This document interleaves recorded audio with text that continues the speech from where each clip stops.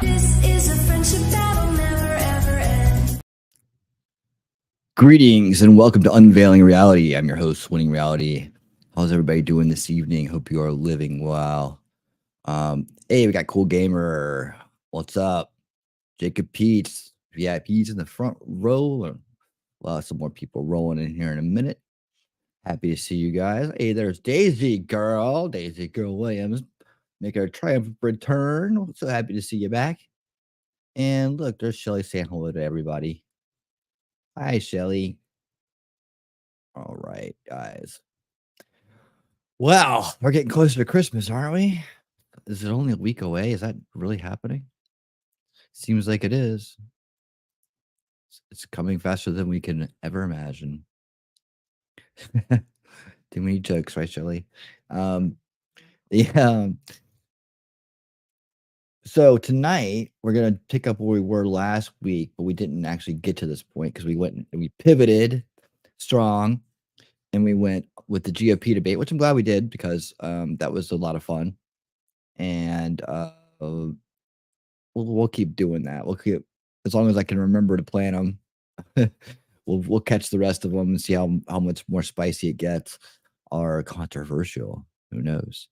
But yeah, we got we're back into the Open Conspiracies series. This is episode 3, and this is to warm up, the ramp up, the knowledge base data dump to right. I know. To the new series that will be launching in the new year, which will be a Monday night series. It'll be a little different than things that we do on other nights in a sense of how we present it. It will be exciting and new, and it will be very informative. It'll be a deeper dive on these issues that we're talking about during the Open Conspiracies series, and I will be unveiling that. Hey, 357, how you doing? Welcome. I'll be unveiling that next week. So what we're going to do for next week, hey, there's T-Rex. How you doing? Oh, there's plenty of room in the front row.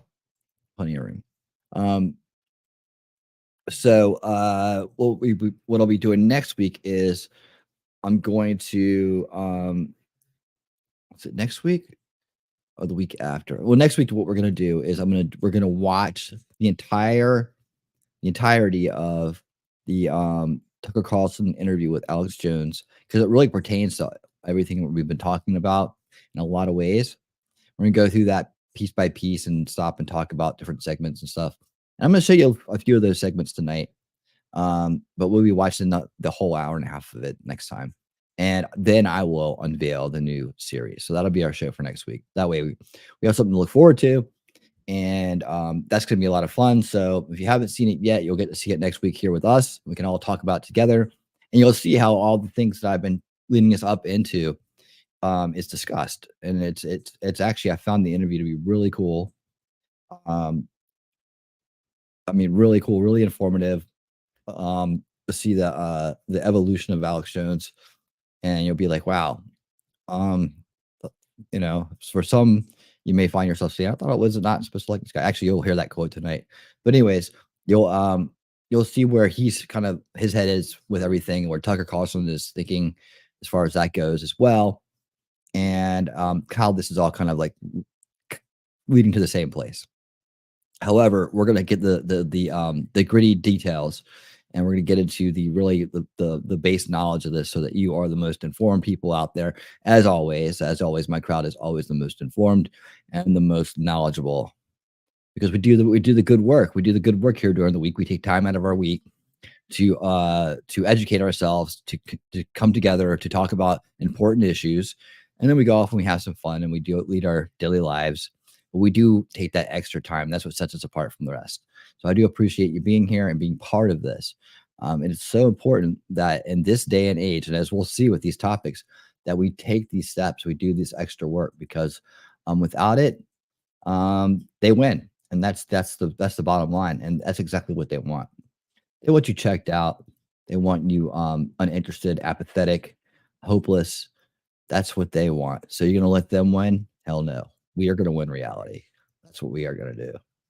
So so happy that you're here with me this evening, and that we are going to be taking this journey together. Tomorrow night, we're going to do repairing history. We're going to be discussing division games. It'll be some more of the bigger picture on that, and just some ins and outs and stuff like that. And then Saturday night, we are going to have another night with ourselves. We're going to do the new format, all the new fun segments that I have lined up, and we'll do those. And then a 1 week from Saturday night is the Christmas special.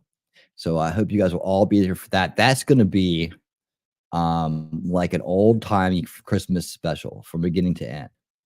So it's something I've already started working on. I'm gonna be working on for the next 2 weeks and until the show. And I hope you guys will enjoy it. It's gonna have song and dance, dancing and singing, and comedy and good times with people that you're familiar with. Though they won't actually be joining me as guests, but they will be part of the show. So if you can catch my drift on that, you probably know what to expect. It's gonna be fun. I'm gonna keep plugging it every show, and I hope that it's gonna be a big thing, and that everybody will get a lot of enjoyment out of it. So, anyways, as the room is filling up here, let's go ahead and get our show on the road tonight. And what we're gonna do is here's how it's gonna go down tonight. We're going to take a look at what the WEF, the World Economic Forum, planned at last year's Davos meeting, and how far they've gotten. And so we can see some of these plans and see what they've actually gotten accomplished so far this year. And then we're going to go and do a deep historical dive on the term globalization. All right. It's part of the Forgotten History series. Forgotten History is an awesome channel. And they were very excited that I was going to be using this material on our show tonight. So it's really a really great deep dive on it, and you'll learn a lot about how many times it's actually been tried, why it fails, and where it's going right now. And then we're going to go into a conversation about who controls the world with all this stuff going on. Is there one hand that's guiding it all? I know a lot of people think it's the Illuminati, or some kind of like sinister dark shadows secret society group or whatnot. It's not really. They're pretty much out in the open about it all, and very arrogantly driving it forward. But when you find out where the orders are coming down from, you may be surprised.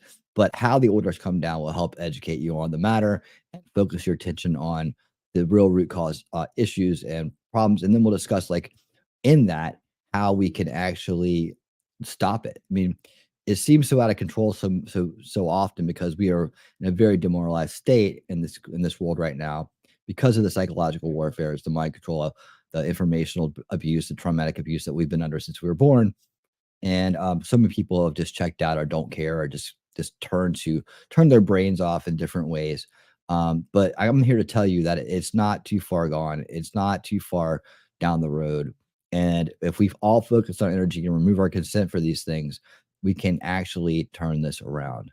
So I hope you'll stick with me through this tonight. And of course, like I said, I'm going to be also showing some clips from the interview, a Tucker Carlson interview with Alex Jones, as they pertain to the topics at hand.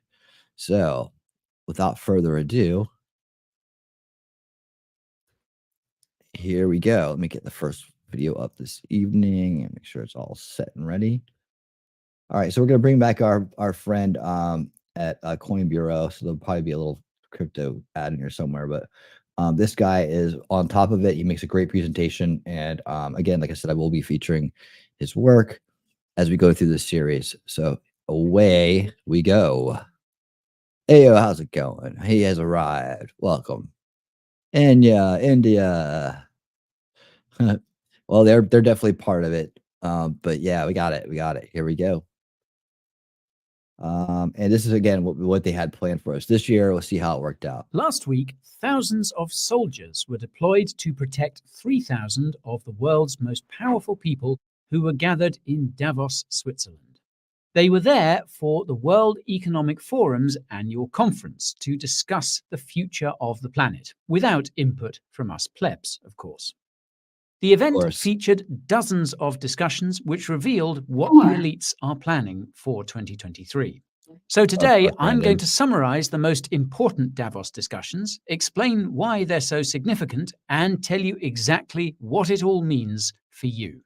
This is a video you do not want to miss. As with all previous Davos conferences, the event began with a brief speech from World Economic Forum, or WEF, founder and chairman Klaus Schwab, who's been likened to a real-life Bond villain. He certainly sounds a lot like Stromberg from The Spy Who Loved Me, and the reflective jumpsuits worn by the henchmen, Swiss soldiers guarding the event, only made the whole vibe that much more accurate. Maybe that was deliberate, who knows. Anyway, Klaus started his speech by revealing the theme of this year's Davos conference, which was, quote, "Cooperation in a fragmented world."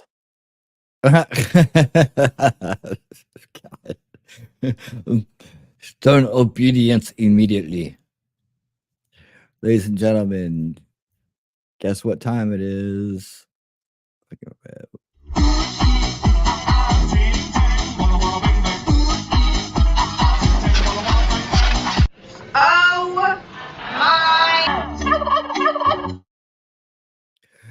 Shelly, thank you for the $10 super chat. Be sure to like and share this out. Let them know where to go for this information from a dude who'd rather know the truth than be right. Well, that's absolutely true. So thank you so much for that. I appreciate it. And I appreciate the $10 super chat. All right. We got pizza. We got everybody here. Okay, good. Okay, ready to go. Klaus went on to describe all the different crises the world is facing in a way that sounds like they were intentionally caused by the WEF. I'm not exaggerating. Klaus went on to imply that these crises were somehow part of his infamous Fourth Industrial Revolution, and said that the WEF's so-called stakeholders need to turn these crises into opportunities. Note that the WEF's stakeholders are its members, all famous and powerful people. After his speech, Klaus introduced Alain Berset, the president of Switzerland, who revealed that the, quote, post-war order is experiencing its greatest crisis. For context, the post-war order is a reference to the aftermath of World War II, where the United States and its allies gradually took over much of the world. Alain So yeah, you always hear about the New World Order. This the post-world world order is what we're in now. How about that? also said that populism around the world is increasing due to the rising cost of living, and said that, quote, this growing inequality creates issues for us. Consider that us means the WEF's stakeholders. Now, I take this as a tacit admission that the WEF knows it is becoming increasingly unpopular. On that note, many headlines highlighted the fact that the relevance of the WEF appears to be fading as a result of this unpopularity. It's believed that the WEF's unpopularity is why some powerful people who had previously attended the Davos conference decided not to come this year. Glad they got the message. Now, the discussions at this year's Davos conference were supposed to cover 5 key themes: the climate and energy crisis, the economy, new technologies, changing the way we do work, and addressing the current geopolitical risks. Not surprisingly, these weren't exactly the actual themes. Interesting how these themes work out too. We got the Earth here, right? Everything about the Earth and energy and so on. Then money, then technology, things like data, information, and so on. Then basically how we actually produce, so the human resources aspect of it, and then geopolitical risks of the world as a whole in its current state. That's basically like subscribers and deters, right? Based on my assessment of the discussions, most of them focused on a different set of key themes, including metaverse control, online censorship, and financial centralization. So I'll be focusing on these themes today, along with cryptocurrency, because I know you all want to hear what the WEF said about that. Note that you can find our coverage of last year's Davos conference in the description. I suggest checking it out after this video to see how much it contrasts with this year's Davos conference. It seems that the speakers were a lot tamer in their rhetoric due to public scrutiny of the WEF. More about that later. Now, let's start with the metaverse, which had 3 discussions devoted to it. The most significant of these was about the WEF's so-called Global Collaboration Village, a metaverse for the elite, which is being built by the WEF in partnership with Microsoft and consulting company Accenture. How about that, huh? A metaverse for the elite. So even in the metaverse space, they have their own breakaway kind of society where we're not allowed to be. So imagine the kind of damage they're going to do in that place with all the technology and all the integrations that are possible there. That is very interesting. The discussion about the virtual village featured Klaus, Accenture CEO Julie Sweet, and Microsoft President Brad Smith. The discussion was moderated by Adrian Monk, a managing director at the WEF. Wow, I can't tell you how many times I've gotten a call from Accenture about possible jobs. I wanted to be interviewed with them. Crazy. Now, this is interesting because almost all the other discussions were moderated by the mainstream media. Klaus started off by saying that the WEF's metaverse is a, quote, dream come true because it allows the WEF to focus on a, quote, bottom-up instead of top-down influence. This immediately reminded me of how the WEF is using young global leaders and global shapers to ensure the Great Reset occurs. Speaking of which, most of the people in the audience who were asking questions during these panel discussions were young global leaders and global shapers. You guys remember the global shapers from last time we talked about? These are the people they're grooming to go in to execute their agenda to get it off in different areas and so on. Yeah, these people, these are the ones that are handpicked and co-opted and bought and paid for, and will always be talking for the EF. According to Klaus, there are more than 10,000 of them working their ways into positions of power, 10,000. and some quite likely near where you live. See, that's what I'm saying. They're not hiding the conspiracy. It's out in the open. It's very much in your face, like, yes, we're doing this. More about that in the description. Moving on. Klaus went on to reveal that there's already a consortium of more than 80 so-called village partners, which of course includes lots of other unelected and unaccountable international organizations. Klaus finished by saying that he hopes the village will increase the impact of the WEF's agenda. The next to go was Julie, and she said that Accenture expects the value of the metaverse to grow to more than $1 trillion by 2025. This is primarily because of adoption by enterprise and industrial-focused firms that will use the metaverse to train employees, which, to be fair, is pretty awesome. What's not so awesome, however, is that Accenture also hopes that the metaverse will become a key component in the education of children. Now, call me crazy, but I don't think putting children in virtual worlds from a young age is a good idea, especially if the curriculum is coming from a WEF-affiliated institution. In any case, Brad was the last panelist to opine, and he spent most of his time talking about how he hopes the WEF's village will have no borders and will onboard essentially everyone on the planet. This made me wonder whether the WEF's new endgame is to push everyone into its dystopian metaverse. Funnily enough, one of the audience questions was about how the WEF will address the fact that nobody trusts institutions like the WEF and will therefore view the village with suspicion. Klaus said that the WEF will ensure that the village is governed to maximize the safety of its inhabitants. And either be enticed, coerced, or forced into it, he added. Yikes. Now, the second metaverse discussion was titled, quote, How to Build a Metaverse for All. It featured moderator Kirsten Salya, the WEF's head of editorial strategy, aka propaganda. Kathy Lee, the head of the WEF's Shaping the Future of Media initiative, Sue Yat, the co-founder of Animoca Brands, and Huda Al-Hashimi, Deputy Minister for Strategic Affairs of the United Arab Emirates. As you can see, a very diverse group there. Kathy started off by revealing that the WEF is working with over 100 companies to make the metaverse accessible to everyone. She revealed that the WEF's Metaverse Initiative was launched last May, and it focuses on the, quote, governance of the metaverse and the metaverse economy. If that... You know what this means, though, right? We have to have a counter to this. There has to be a counter to this out there, even though we all understand we don't want to be stuck. We don't want to be stuck in the middle of, a virtual world our entire lives, but there has to be an option to not to go up against this at some point. Don't you guys think? Let me know in the chat. Wasn't concerning enough, Kathy then explained that the metaverse is not the WEF's endgame as far as digitization goes. She failed to explain what exactly the WEF's endgame is in this department, and I suspect it's to have microchips in all of our brains so that we can all be controlled in the name of safety.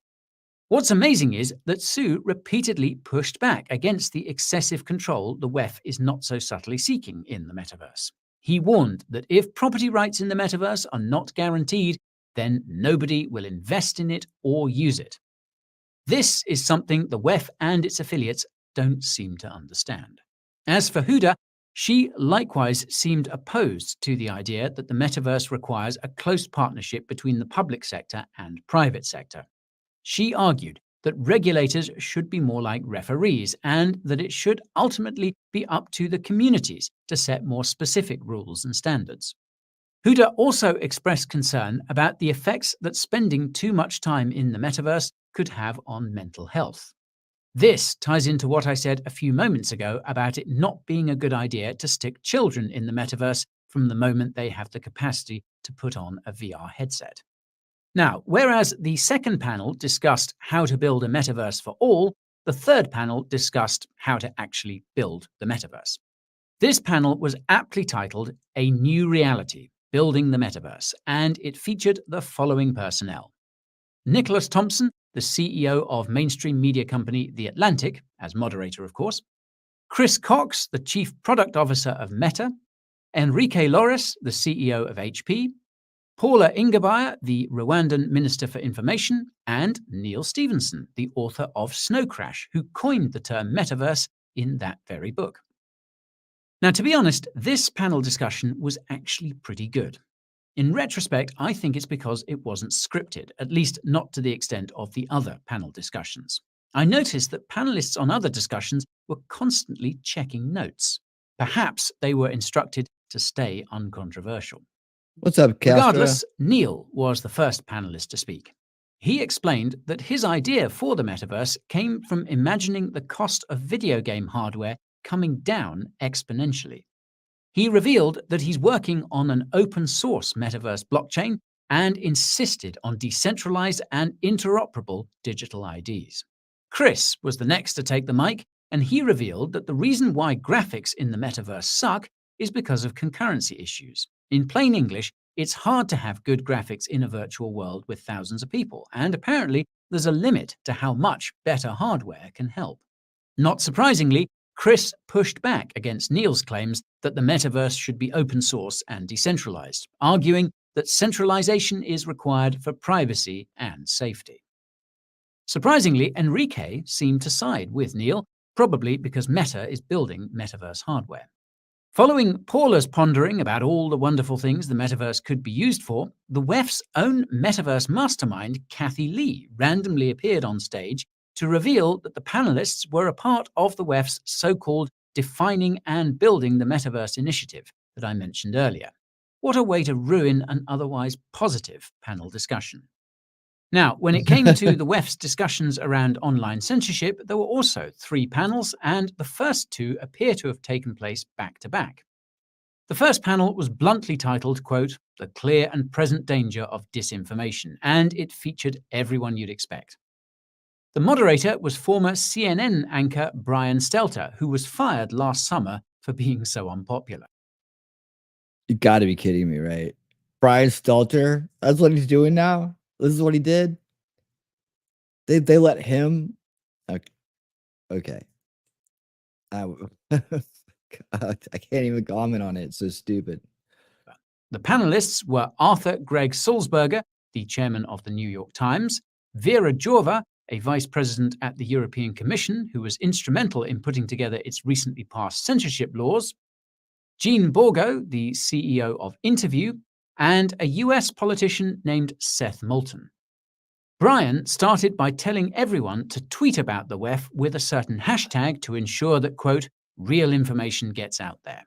Make sure that everybody goes to Twitter and tweets out the hashtag taking over the World Economic Forum so that it goes to the right people. We want to make sure that it's not part of the disinformation that's out there.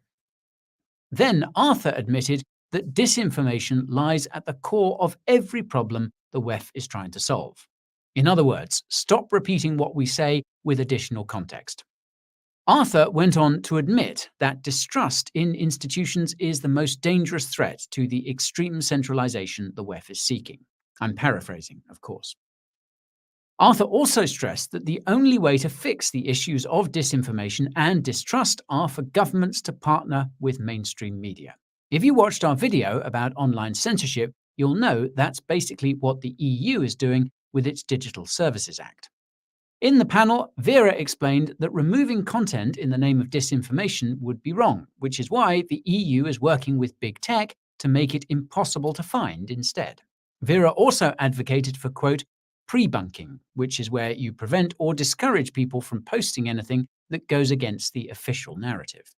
She confirmed that the EU's regulation applies to hate speech and even admitted that 90% of content removal requests are from governments. Let that sink in. 90% are from governments. 90% of removal requests are from governments. Let that sink in. 90% of content takedown requests on social media come from those in power. Vera's comments seemed to have shaken Seth, who warned that the EU may be going too far with its online censorship aspirations. This says a lot, considering Seth is also in favor of online censorship in the name of disinformation. He just seems to be more concerned with disinformation affecting his voter base. After a few irrelevant comments from Jean, Arthur asserted that ChatGPT will make disinformation worse. This is simply because there will be too much content and too many claims for any person or computer to moderate. Arthur's solution is to give the mainstream media even more powerful tools. It was at this point that Jean made a very relevant comment, and that's that the WEF and its so-called stakeholders should focus on influencing local media. This is because people trust local media more. Logically then, local media must be subservient so that the WEF's agendas can be achieved. If that wasn't sinister enough, Vera added that the EU's Digital Services Act will make it next to impossible for fake news outlets to receive any funding. Arthur somehow took it a step further by saying that children should be trained from a young age to detect fake news. You honestly can't make this stuff up. The panelists essentially concluded that the only solution in the short term is to promote information from trusted sources and suppress everything else. This is exactly what the EU's Digital Services Act will do in the event of a crisis. It's awfully convenient that there's no shortage of crises to choose from. Now, the second panel discussion about online censorship was titled, quote, Disrupting Distrust, and it featured a peculiar lineup. The moderator was Kathleen Kingsbury, an opinion editor at the New York Times. Panelists included Angela Williams, the CEO of United Way, Richard Edelman, the CEO of a company that tracks trust, Salah Goss, VP for Social Impact at MasterCard, and Helena Laurent, the Director of Consumers International. Kathleen started by revealing that the WEF is explicitly, quote, trying to increase trust in stakeholders. By now, you'll know that this is code for the powerful individuals and institutions that make up the World Economic Forum. It seems that our distrust made its way to Richard's database because he revealed non-governmental organizations like the WEF ceased to be the most trusted institutions after the pandemic began. Richard claims that the decline in trust is due to economic conditions, which is Did anybody insane trust them and before? demonstrably false. If you watched our aforementioned video about online censorship, you'll know the decline in trust is due to unprecedented pandemic restrictions and their shifting justifications. Economic conditions? I mean, really? The stock market was rallying and everyone was getting stimmy checks. Richard went on to reiterate that trust has gone local, meaning that most people trust their local institutions more than national or international ones. He then emphasized that economic inequality is driving distrust. This makes me wonder if this is why the elites want universal basic income so badly. Now, unfortunately, UBI is a topic for another time, but if you want to know my take, you can check out our video about WorldCoin, the crypto project that's scanning the eyes of people in developing countries in exchange for tokens that will probably be worth close to nothing once they can actually cash them out. Anyhow, Angela revealed that United Way has been actively engaging with communities to understand why there's so much distrust. Oddly enough, she couldn't communicate where exactly the distrust is coming from. This tells me that it's something she either can't say or the folks at the WEF don't want to hear. Meanwhile, Salah revealed that MasterCard's focus on diversity and inclusion is to make minority groups feel like they can trust the payments company. This is pretty disturbing because it suggests that the entire corporate diversity and inclusion pitch has an underlying profit incentive. Later in the discussion, Richard made the bold claim that the decline in trust in institutions like the WEF is due to right-wing propaganda. This is a bit odd because by that point, the other panelists had made it clear that trust is lowest in minority communities, which are not right-wing by their own assessment. Now, the question period was particularly revealing. The first question was something along the lines of, quote, right-wing entities are criticizing ESG investing, which is causing distrust of big business. Big businesses are essentially the only trusted institutions left, and they're required for the WEF's agenda. What do we do? The panelists said the answer is to double down on ESG and to try and build trust locally by infiltrating and influencing local institutions, presumably with the help of young global leaders and global shapers. Ironically, the next question came from a global shaper based in Melbourne, Australia. She asked the panelists what they can do about increasing the trust in institutions that do not want to be transparent. Now, I want to say that this is a subtle shot at the WEF, but if it was, well, I reckon that young lady wouldn't have been there.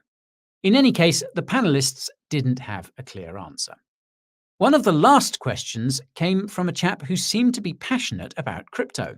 That's because he said that cryptocurrencies are trustless and asked whether there was a way trust could be improved with crypto. This is where Helena made her only meaningful contribution. You can't fix trust with tech. I suppose it all depends on who makes the tech, but that's yet another topic. Can't make friends with salad. Time. Anywho, the third panel discussion about online censorship was innocently titled, quote, Tackling Harm in the Digital Era. The moderator was Pranjal Sharma, editor at Business World. The panelists were Melanie Dawes, the head of the UK's communications regulator, Vera Jourova, the censorship czar of the EU, Petra de Sutter, the telecommunications minister of Belgium, and Julie Inman-Grant, Australia's e-safety commissioner. Naturally, most of the panel focused on online censorship in the name of online safety. There was no shortage of contradictions, such as anonymity online should only be for people in oppressive countries. This is contradictory because forcing people to... What? Well, okay, that's the United States, so I guess we're good. Complete KYC to use the internet is, well, oppressive. There was lots of talk about, quote, virtual seatbelts and, quote, safety by design. Julie revealed that she used to work at Twitter's safety department. This isn't something to be proud of, given the recent bombshell reports about Twitter safety working with governments to censor information online. Right? Julie also revealed that she's working on establishing e-safety commissioners around the world and that Canada will be the next country to sign on. This is not surprising, given that Canada is in the process of passing the most restrictive online censorship laws. Julie says these commissioners will work together. And you know, I messaged an Aussie mate of mine and he can't say he remembers voting to have an e-safety commissioner. That's the WEF for you. And speaking of which, Vera then revealed that the EU's definition of hate speech includes any criticism of NGOs like the WEF, as well as judges. I guess Somebody's in trouble. It's almost as if the EU is anticipating lots of lawsuits against excessive censorship by its Digital Services Act and will ban any criticism of the EU's biased legal processes. There's not much to add from the other panelists, and I honestly don't need to. You get the point. Now, for financial centralization, there were quite a few discussions that fell under this broad umbrella. So for now, I'll focus on 4. And the first was about everyone's favorite topic, central bank digital currencies. Okay, we will be covering this topic coming up in the next episode of this series. I'm going to get into the nuts and bolts of these different types of future conditions we're going to be under and how they're kind of implement them. CBDC is one of them. CBDCs. It seems that even the WEF is aware that CBDCs are unpopular. This is because the panel was titled, quote, "In the Face of Fragility, Central Bank Digital Currencies."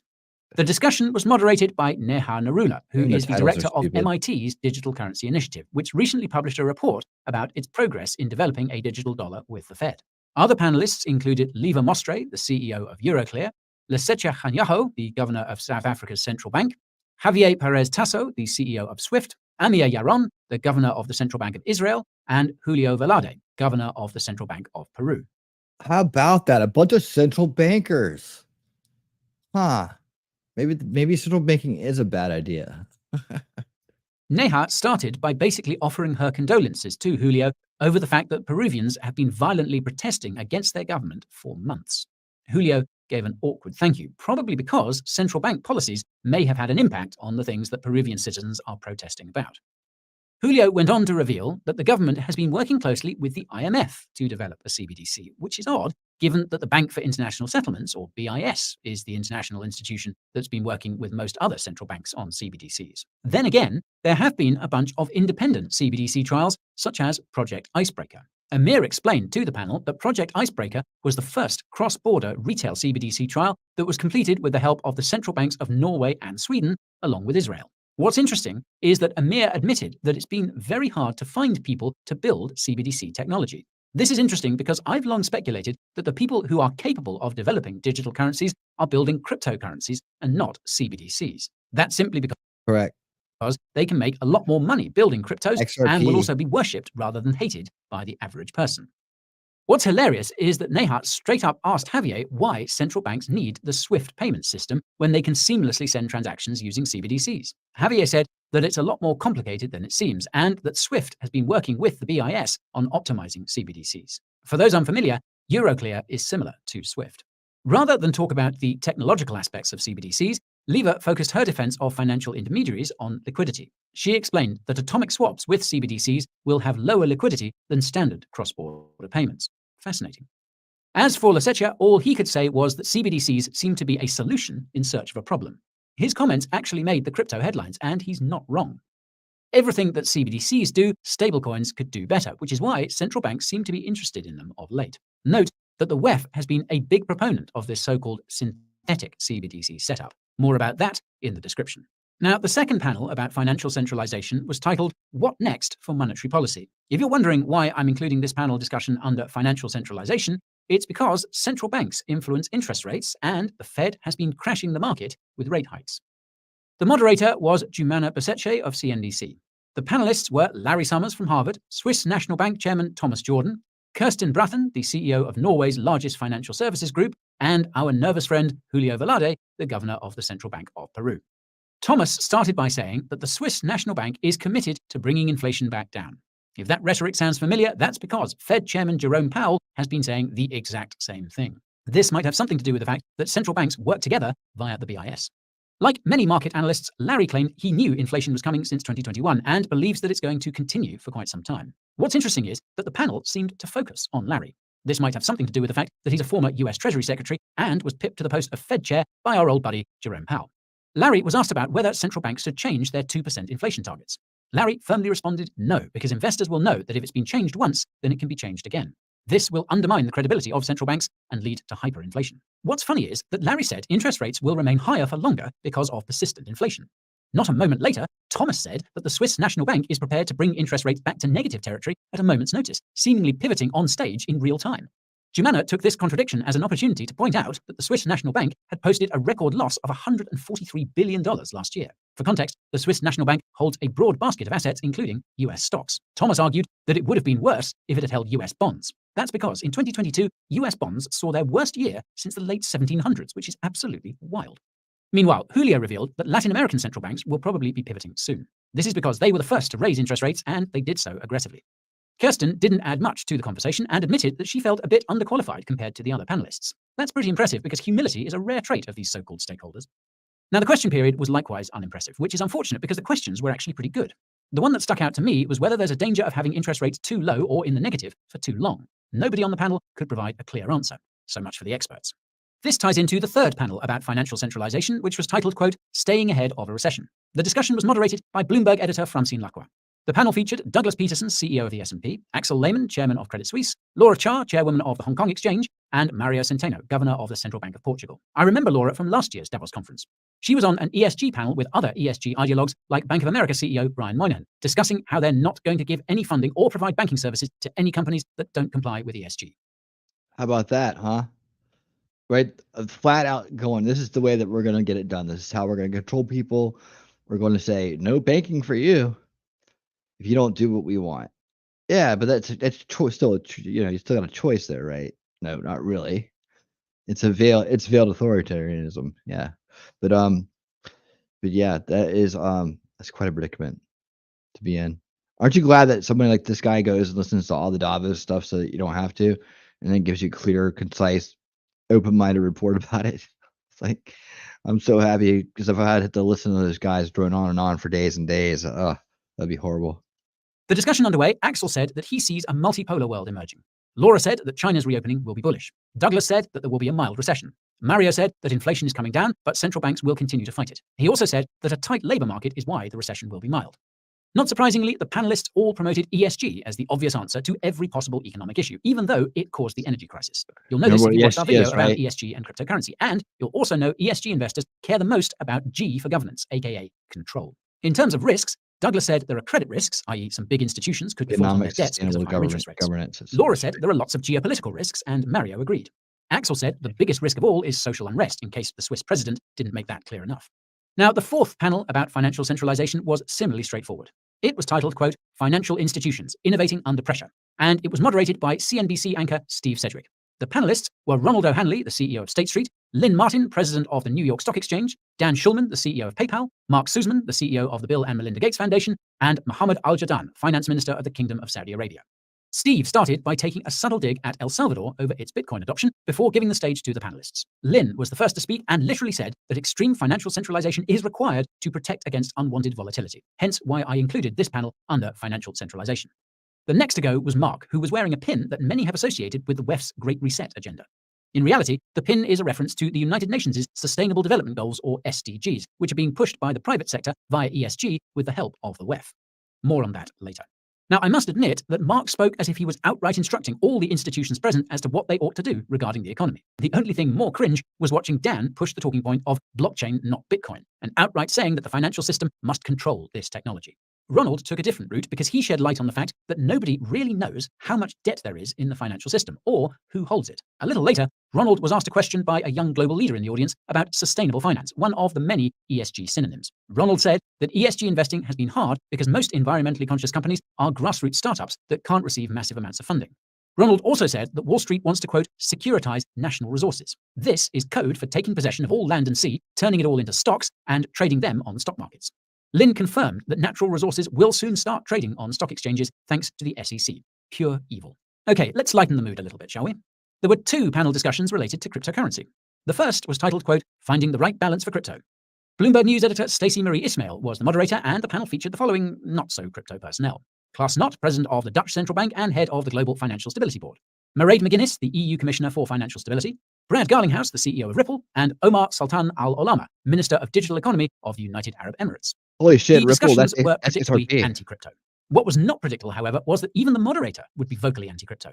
Stacey Marie started by asking how it's possible that FTX was licensed in Dubai, and Omar had to explain that there are multiple levels of licensing.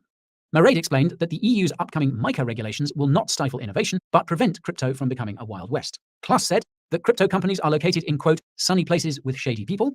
and said that the FSB would be publishing crypto regulation recommendations by the summer. As we've seen with the Financial Action Task Force, or FATF, the regulation recommendations made by these unelected and unaccountable international organizations are anything but. Failing to fall in line typically means that the institution or country faces sanctions or restrictions from Western entities.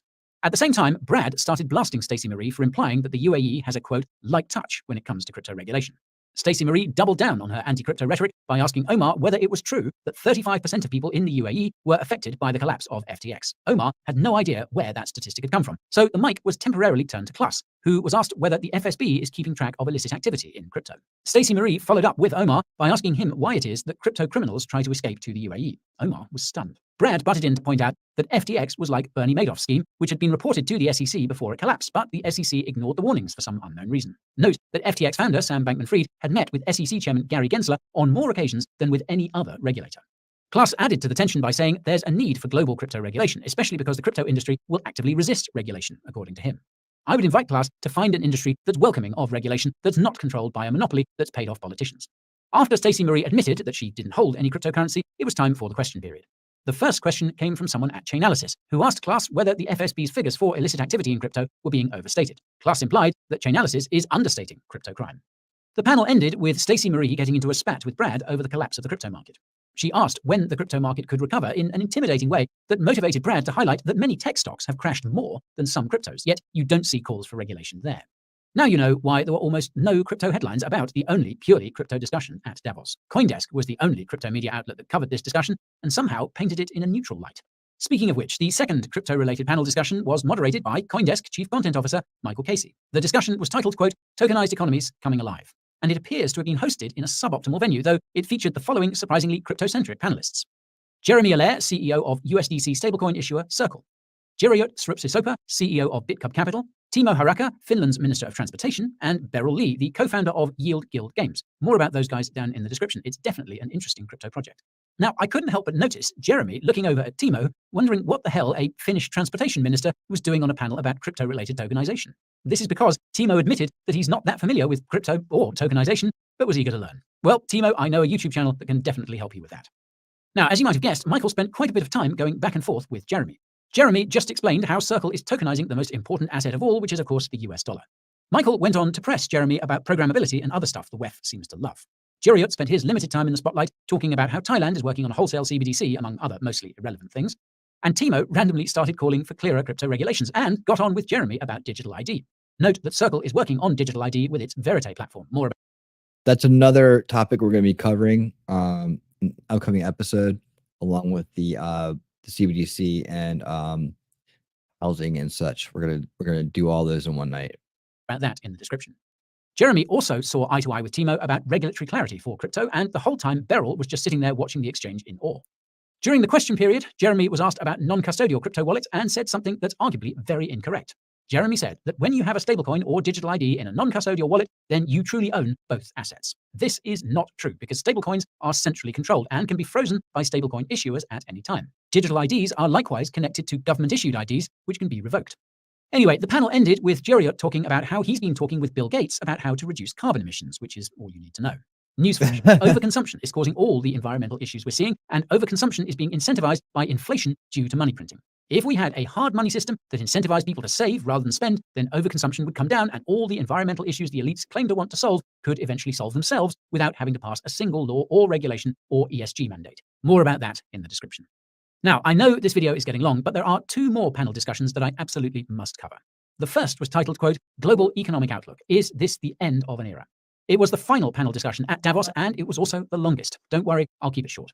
The panel was moderated by CNBC anchor Jeff Cutmore and featured some of our favorite overlords. Kristalina Georgieva, managing director of the IMF, Christine Lagarde, president of the ECB, Bruno Le Maire, a French finance minister, Larry from Harvard, and Kuroda Haruhiko, governor of the Bank of Japan. Jeff started off with a colorful overview of each panelist. For Kristalina, he said she's concerned about a deglobalizing world. For Bruno, he said he's concerned about green energy. For Christine, he said she is staying the course on fighting inflation. For Kuroda, he said he's fighting the bond market, and for Larry, he said he's the former Treasury Secretary. I suppose that's exciting enough on its own.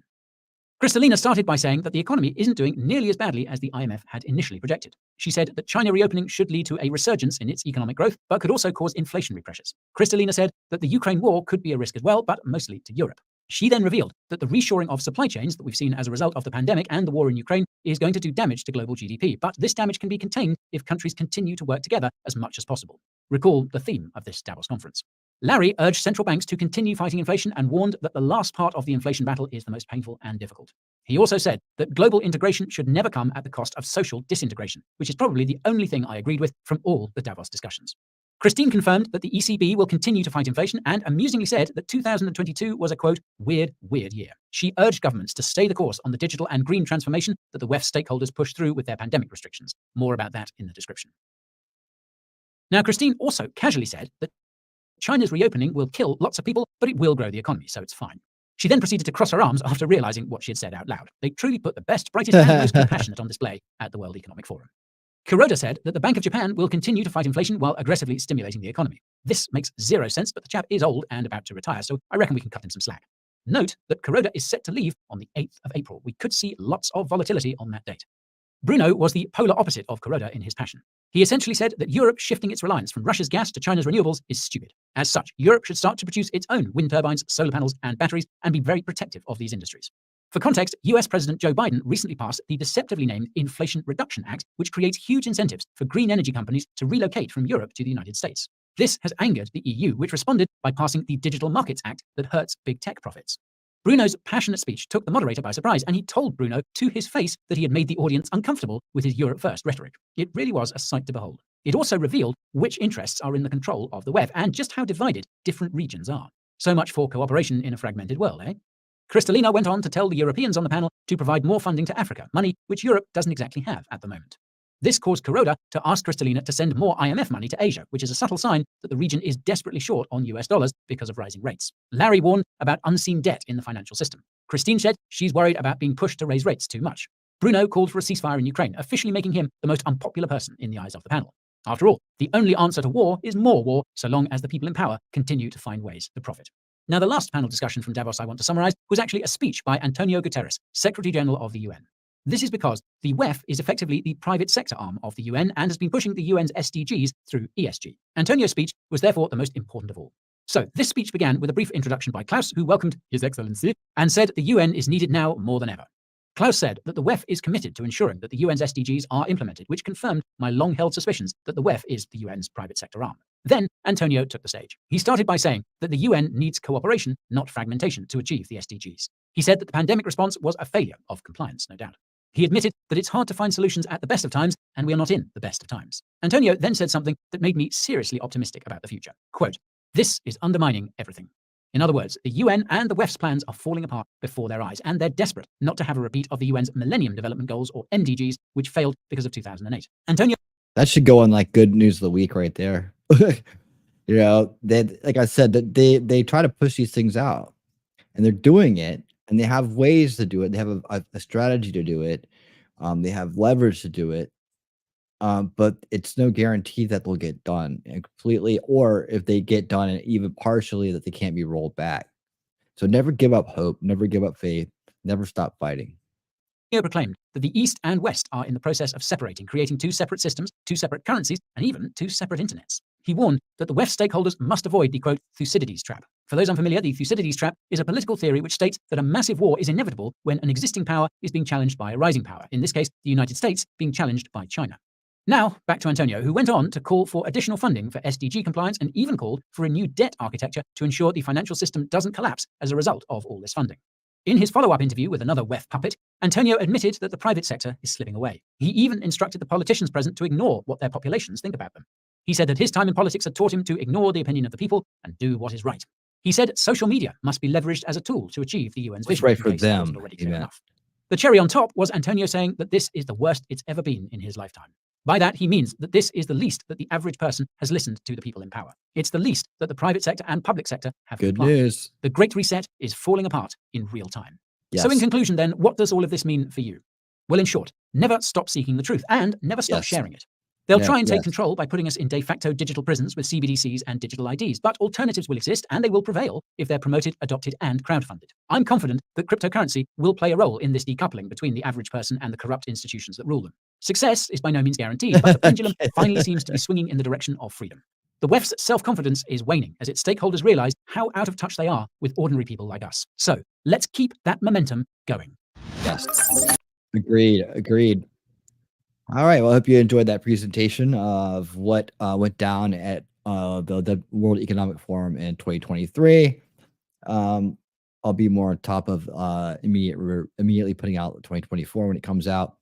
But yeah, we're just getting started in this series. So now we have a home for it, and we'll have a place to keep the discussions going. But yeah, I thought that was interesting. I wanted everybody here to get a chance to get that information and understand it and have that in your data banks. A little dry at times, yes, but that's the thing.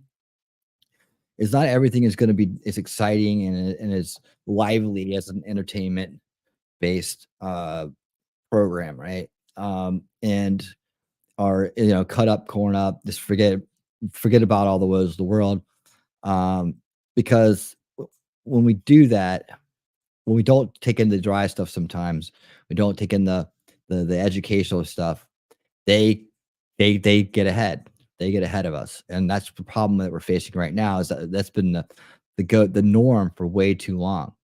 Is that people just want to check out, and they don't want to check in on what's going on, and that's what they want. That's what they want from us. They want us to fail this way because they'll let us stall all day long in awareness content, and then they'll let us stall all day long in entertainment. They love the fact that we don't pay attention. They love the fact that we're not aware. And they'll spend, like you can see, they spend all their time, energy, and money in these giant panels, discussions, and controlling of the world. And they're not people that we can trust. And they're not people that have our best interest in mind. Okay, yeah, that's a way we can add entertainment to the show. Everybody start doing shots whenever one of the videos says winning. There we go. Winning is the shot word.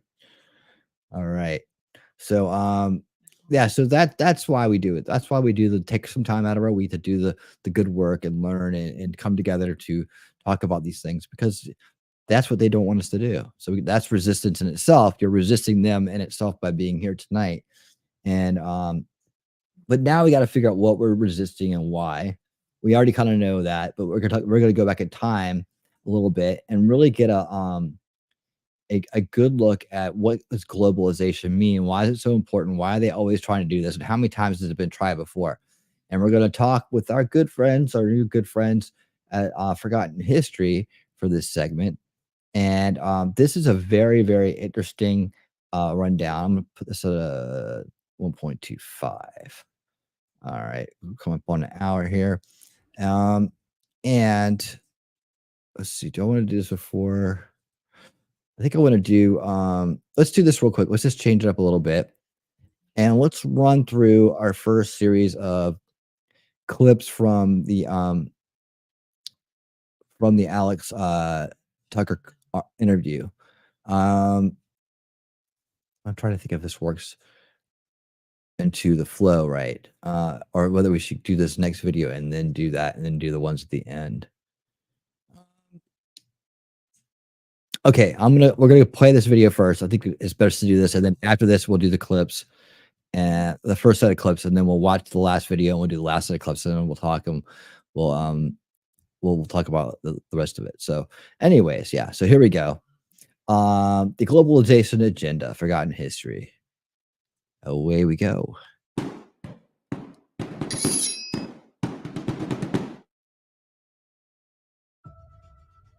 According to the Pearson Institute International Economics, globalization is the word used to describe the growing interdependence of the world's economies, cultures, and populations, brought about by cross-border trade in goods and services, technology, and flows of investment, people, and information. The wide-ranging effects of globalization are complex and politically charged. As with the major technological advances, globalization benefits society as a whole while harming certain groups. Merriam-Webster defines it as the act or process of globalize, the state of being globalized, especially the development of an increasingly integrated global economy, marked especially by free trade, free flow of capital, and the tapping of cheaper foreign labor markets. Who or what is pushing for globalization? How is globalization possibly a good thing? How is it possibly bad? What are the main concerns many people have about it? Hello, I'm Colin Heaton, military veteran, historian, author, and welcome to this episode of Forgotten History.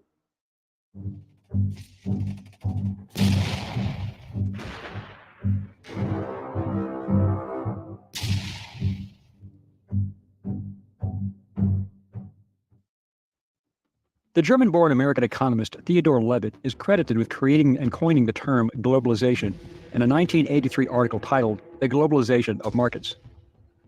To many people, globalization is the uniformity of nations into a single entity, a mutually agreed upon arrangement connecting trade, currencies, immigration, even politics.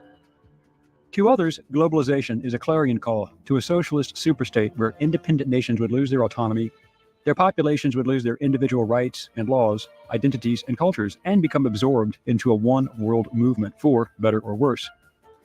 Examples of globalization include intergovernmental organizations. Globalization has made it possible for the international organizations to be created through treaties between many different countries. Examples include the European Union, the United Nations, the World Bank, the World Trade Organization, and the International Monetary Fund. 2. Intergovernmental treaties. Many governments across the world have engaged in treaties or trade policies that make it easier for international investment and trade. These treaties, called free trade agreements, including the North American Free Trade Agreement, or NAFTA, and the Comprehensive Economic and Trade Agreement, CETA, are examples. 3. Multinational corporations do business in many different countries. Globalization is the reason that multinational businesses exist. For example, globalization allows major U.S. corporations to sell their products to Mexico, Europe, Africa, South America, Australia, and China. Some would argue that we are already globalized with regard to our economies and exchange of currencies, and that may be very true. Yet this is not a new or unique condition. For over 3,000 years, as the barter system began to fade, even ancient cultures and societies were trading on an international scale, and they used the same basic currencies of precious metals as their economic base. Middle Eastern kingdoms traded with Europeans for metals such as gold, silver, iron ore, and copper. Chinese silk was sold to the Greek and Roman empires, and spices and precious stones from India have been found in ancient burial sites in Northern Europe.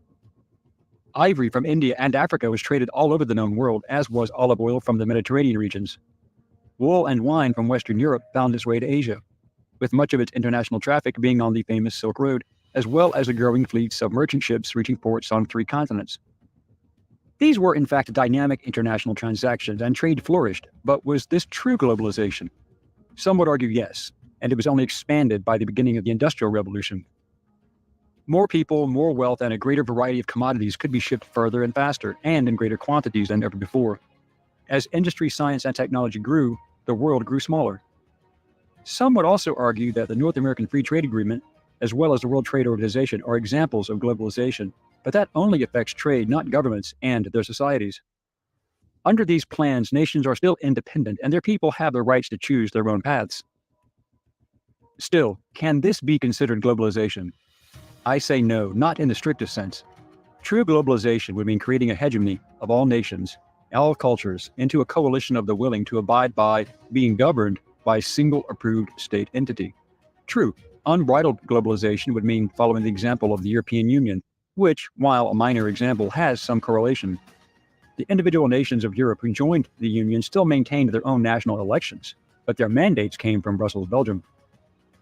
Globalists oppose capitalism or free trade across borders and consider it as protectionism, an economic policy that attempts to protect domestic businesses from foreign competition and labor markets.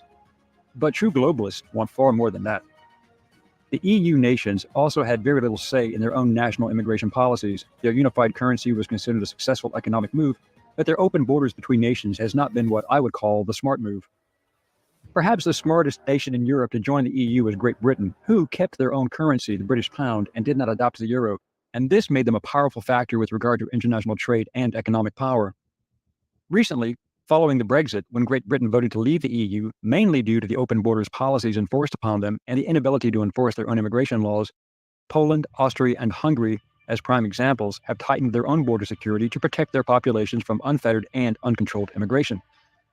Other EU nations, such as Belgium, France, Sweden, Norway, Ireland, and Germany, paid the price for their being naive and altruistic with regard to their extreme liberal applications of illogic. Many of these cultures, especially some Muslims, fail to assimilate into their adoptive cultures. They often refuse to even follow the local laws, and in some cities, they have established their own private micro-communities separate from the mainstream population. These are sometimes very dangerous areas for non-Muslims to enter, and even many police departments will not enter these areas, where the locals there often practice Sharia law.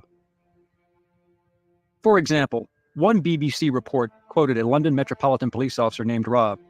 He stated, "Regarding no-go areas in London, with gang crime in London, there are areas which you wouldn't go into as a pair of cops in a car because of the fear of having things thrown at you when you're driving through certain estates, bottles, etc. Bosses had told officers to avoid wearing uniforms in certain places in the capital." Also, Swedish police have named dozens of vulnerable areas marred by criminality. The study, an update on the previous report from 2015, names 61 places with low socioeconomic status where criminality has a significant effect on the community. The local reported that those living in these places are often also vulnerable to religious radicalization. Of the areas, 23 are considered especially vulnerable, where there is a widespread disinclination to participate in the judicial process and the situation is considered acute. Some of these immigrants who enter Western countries are so radicalized that they even conduct honor killings, such as the case of Noor Fala al-Maliki, who is an Iraqi-American woman living in Arizona, killed by her father for becoming too Western by running her over with a car in an honor killing. He then fled to Egypt to avoid prosecution. Globalization also fails to take into account the radical thought processes and sense of entitlement brought by certain groups into their adoptive nations. Therefore, having a single government entity to enforce universal laws and alter cultural thought processes seems quite unlikely, and many nations and societies would not want to change their ways. Citing the report from the European Parliament, Europe is currently being overwhelmed by a wave of rape committed by Muslim migrants. Particularly in Scandinavian countries, the number of rapes of white women and girls is rising. These women are considered by Muslim migrants as third-class citizens. In the English town of Rotherham alone, 1,400 white girls were abused, raped, and murdered by Muslim gangs over a period of years. Many of these incidents are gang rapes. Many local city councils in England, Sweden, Norway, and Denmark know very well how things stand, but conceal the real situation for fear of being accused of racism. Which is ridiculous since Islam is a religion and not a race. If, despite all this, rape charges are still brought, it is usually the perpetrators and not the victims who are treated leniently, because the perpetrators claim that the women had consented to sexual intercourse. If these abuses are raised by local politicians, they are sometimes convicted of slandering ethnic groups. These nations have been rocked by internal violence, terrorist attacks, high crime rates, heavy pressure on their social services, stiff competition for their own domestic workers competing for work in the labor markets with immigrants, and cultural difficulties due to the lack of assimilation, especially for many African and Middle Eastern immigrants. Globalization doesn't result in an increased number of jobs or make workers' lives better. Instead, it redistributes jobs by moving production from high-cost countries to lower-cost ones. This means that high-cost countries often lose jobs due to globalization, as production goes overseas, as seen with U.S. companies going overseas when taxes and operating costs are too high. Globalists like the enemy of freedom, George Soros, would have us surrender our individual national currencies and move to a universally approved and easily controlled, if not manipulated, currency. Of course, he and his ruling class would manage the finances.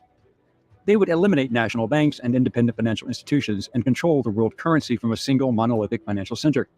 This organization would be managed by what George Orwell called those who are equal above others. Modern globalization would also mean an end to individual national politics if people like the socialist Soros had their way. Understand that people who like this idea are the ones who want to be in command, not part of the collective masses who would have to follow the orders and abide by their rules. Those in leadership would never follow their own laws because globalization would make them the law and the masses would have no legal recourse.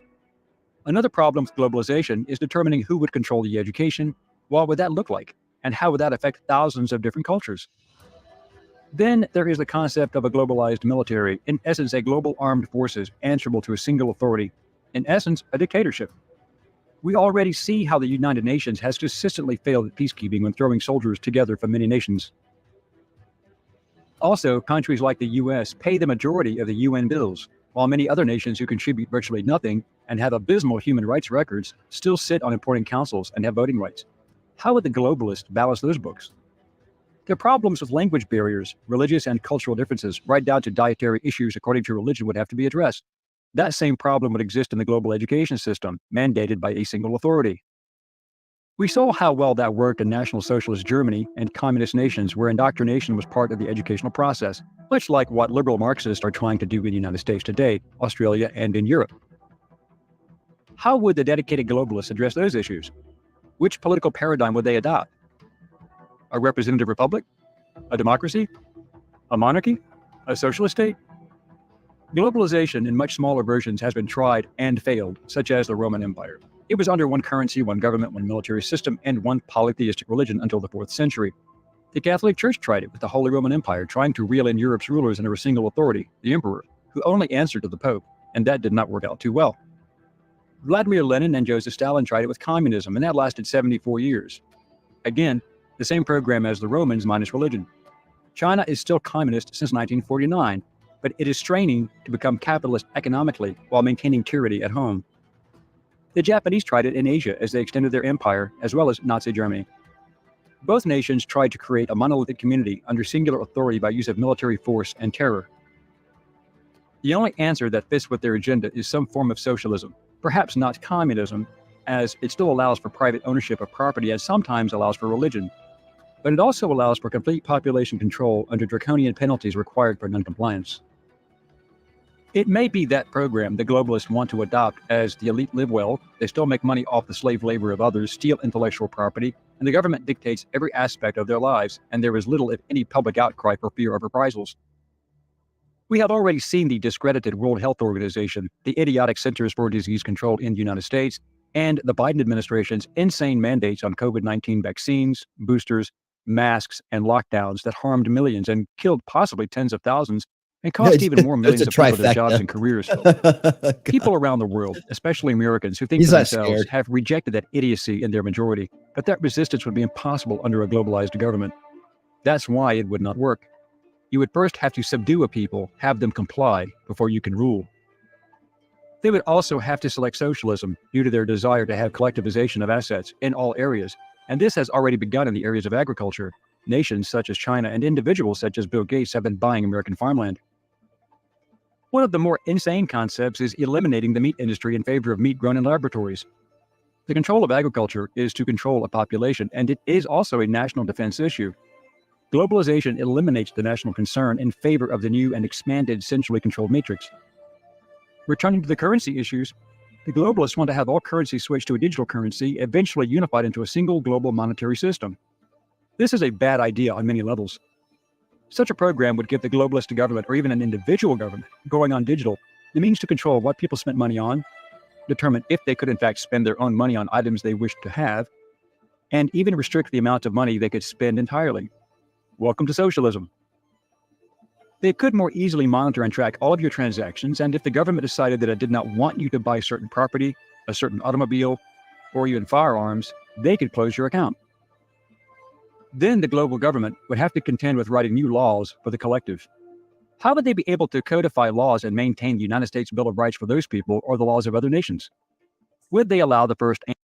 Exactly, Jacob Castro. That is solution culture right there. You just nailed it in one statement. We need to stop being defensive and reactive. We need to be offensive and proactive, although this is not normally a characteristic of conservatism. Well, not necessarily conservatism, but anti-establishment thought. You are here. We are here. Yes, that is solution culture. That is the mindset we are trying to promote here on this channel. And Second Amendments to become global? Definitely not, because totalitarian regimes do not want free speech, nor do they want an armed populace capable of stiff resistance. That is why the Europeans are at the mercy of their own governments and the EU right now. What makes the globalists think that India and China, the two largest national populations, would agree to be governed in such a way? What about the countries under Sharia law? Would the religious nuts in Iran agree? How about parliamentary monarchies and the laws their people live by? How would they enforce compliance? Would they demand that to be a part of a global environment, a global government, that Americans abandon their guns and internal combustion engines? Would they expect the Muslims to abandon their faith? Globalization in total, including financial, economic, military, judicial, societal, educational, cultural, national identity compliance, is problematic and unenforceable. In essence, the concept of total singular worldwide control in all areas is as insane as any concept can be. For example, Of 335 million Americans, if only 1/4 of that population resisted such a move, the government loses. But this is what the liberal socialists want: total control at every level, to include rigging elections to try and achieve their objectives. This is why Biden opened the border. Even the Departments of Justice, Homeland Security, and Border Patrol acknowledge that at least 6 million, if not more than 8 million illegal immigrants have crossed into the U.S. with the Biden administration's blessing, violating federal immigration law. Okay, real quick, I want to point out this is along the Clouward and Piven strategy, which we're actually going to be talking about coming up next. We're going to touch on it and do a deep dive on it later, but that's going to be part of the clips we're going to watch coming up very shortly. And also, as he pointed out very smartly, that by allowing all these people to come across our borders the way they have, they're also opening up this the ability for them to send ballots out to these people, or to have these people collect ballots, or to have their ballots taken and then worked by somebody else. And so this whole strategy of the open borders, the whole cover story about this humanitarian effort, is really all BS. It's always been part of the agenda. It's always been part of the strategy. So I like the way he points this out right here. Over 200 of these men captured were on the U.S. and international terrorist watch list. The only question is how many escaped detection, adding to the unverified total number. This unfettered mass migration is a part of globalism. These persons flood into American cities, draining resources and increasing crime rates and social tensions, and many of them are not assimilating. Just these facts alone illustrate that complete social, economic, and cultural globalization is a liberal Marxist fantasy. If globalization were simply restricted to business economics, more people may be on board with it. But the socialists are not accepting half measures. Soros, whose family benefited during the Holocaust in 1944 by turning in their fellow Jews and confiscating their wealth, is not about half measures. And people like him would never live under the same laws they would expect all of us to live by. Finally, the only way to resist this attempt at total control is to effectively resist by voting, building civilian coalitions of like-minded people, and making sure that we have elected officials who share those concerns. But just remember that we are not the world. We are Americans, with our history, unifying culture, currency, social mores, and laws, and a deep-rooted sense of right and wrong. Other nations have their own histories, pride, and national identities. So let's keep it that way. Thanks for watching today's episode of Forgotten History. If you like this episode, please consider becoming a channel member or joining our Patreon page. This would help us offset the ever-increasing cost of production. All right. Thank you so much for that. As always, I hope you enjoyed that. Great little deep dive there on globalization. And so you see, that's why they're doing it the way they're doing it. Because the idea of doing everything at one time and trying to centralize everything into the one world, this, one world, that, one world, that, ultimately breaks down, ultimately doesn't work. And they've learned from their history. They've learned from paying attention to history, and they've now optimized the process. So that's what we're witnessing here today in modern day, an optimization of that process. And now how they go about doing it is what we're going to look at here. Now, why do so many people not take the time to learn these things and to really understand them deeply? And that's because we live in a world that has been demoralized, right? We're born into a demoralized society, and within that, certain behaviors erupt, right? That don't care, the individual kind of selfish, vice-driven kind of lifestyle, let throw it over the wall, let someone else take care of it, or the hopelessness, right? The hopelessness that you can't do anything about it. It's too late. And how do they actually get into our heads this way? I think that during the Tucker Carlson interview of Alex Jones, he makes a great point about this. And so we're going to talk about, and we're going to let them talk right now about, one, the Clouward and Piven strategy that I pointed out, and two, how that works into demoralization and the demoralized state that we're in right now. So let's go ahead and look at our first clips here from the Tucker Carlson Alex Jones interview. The ruling elites of the world, the Black Rocks, the State Streets, they're on record saying they don't want our consumer society. They don't want our capitalist society.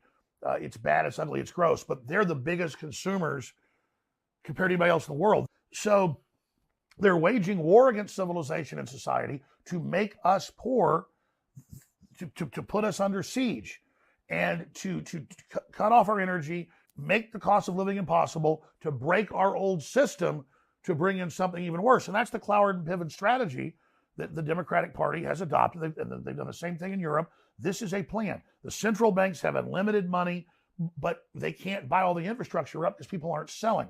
So they've got to crush us and make people so poor that everybody's forced to sell their business, their intellectual property, their physical property, but more importantly, to turn over our bodies to them. We're a UN treaty that Biden right now is, that's what I call Biden, is Biden is trying to ratify, would literally put our bodies under the control of the United Nations and our medical care policy under it. So It's the pandemic treaty. Yeah. Okay, the pandemic treaty. So I went and looked this up so we could take a look at it together. So we showed the entire screen. There we go. Okay, we're good. We show this out here and we're gonna put it in the big view. Not that big view. This big view. Okay. So here it is, the potential framework convention for pandemic preparedness and response. This is what they were just talking about. And the goals of this framework, basically, as you go through it, is how they were going to try to achieve this, right? Now, there was a counter to this in Congress stating that basically none of this can go without 2/3 vote from Congress. So that's why who is in Congress is important, because if you get a bunch of these WEF puppets in there, they're going to throw their hands up and be like, yeah, well, let's go along with it. But we do have measures in place to kind of prevent this somewhat right now. This happened under the Trump administration.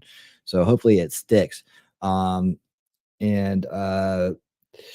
see. Am I right about that? Hold on. So here's the areas, what the world has seen over the past few years. So they set this thing up, right?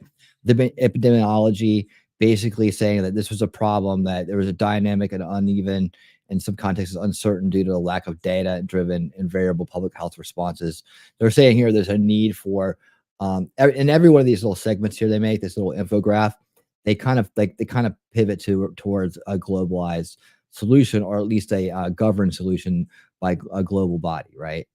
And so the surveillance system, hard to cope with high force of infection in some countries, case of clusters. This is like the call for a digital ID right here. It's just in so many words. You can interpret each one of these as part of the plan they're trying to roll out. So they create these excuses, these dilemmas, right? And they say, well, we have the solutions. Healthcare system and workers have get more people involved that are trained by them, basically, is what's saying here. You can see what the picture is right here. This is our answer to everything. The answer to everything they have when it comes to this pandemic response is at the tip of a needle. Infodemic, the misinformation and disinformation, the lack of access to credible information continues to shape perceptions and undermine the application of evidence-based responses. That's what they call their stuff. Look at it. It's even in bold face right here. And so, yeah, they try to own it through finances. They want to be able to say that it's an out of control cost, therefore they should be in charge of it. Comprehensive preparedness. So basically implementing the regulations on how to respond to things so that it all falls in line. Supply chain issues, basically the need for more surveillance in the name of prevention and control and case management. And then communities haven't experienced an erosion of social cohesion, limited access to education. So they're basically saying in all these cases that let's have a treaty so we can be in charge of this. And so this is a very interesting read. I won't go through the whole thing. It's very short though. And I'll throw the link out in the chat for the crowd so you guys can take a look at it later on. But yeah, you can look this stuff up and get a good idea of what they're trying to do here. So here's the second part of the next clip I wanted to run here real quick as the interview continues. So what this is really a breaking of our will, a demoralization. That's what the transgenderism is, and two men can have a baby, and puberty blockers, and castrating little boys, and cutting little girls' breast off. They've got such hellish stuff coming in this designed global collapse to bring in their world government that they've got to just have all these horrors out there, hoping we just throw up our hands and run off to the countryside, which everybody's doing, and in a way that's good.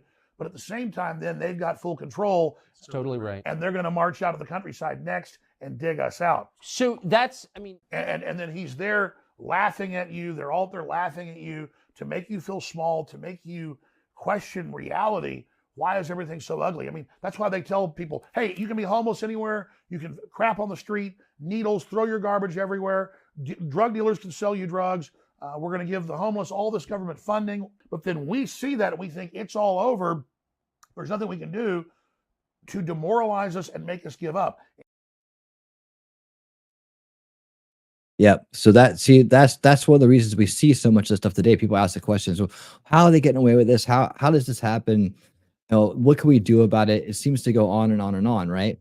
And the thing is this, and I came up with this the other day, is that in a corrupt state of the world, in a corrupt society, all demoralization is protected and promoted, and all pushback against it is vilified and isolated, right?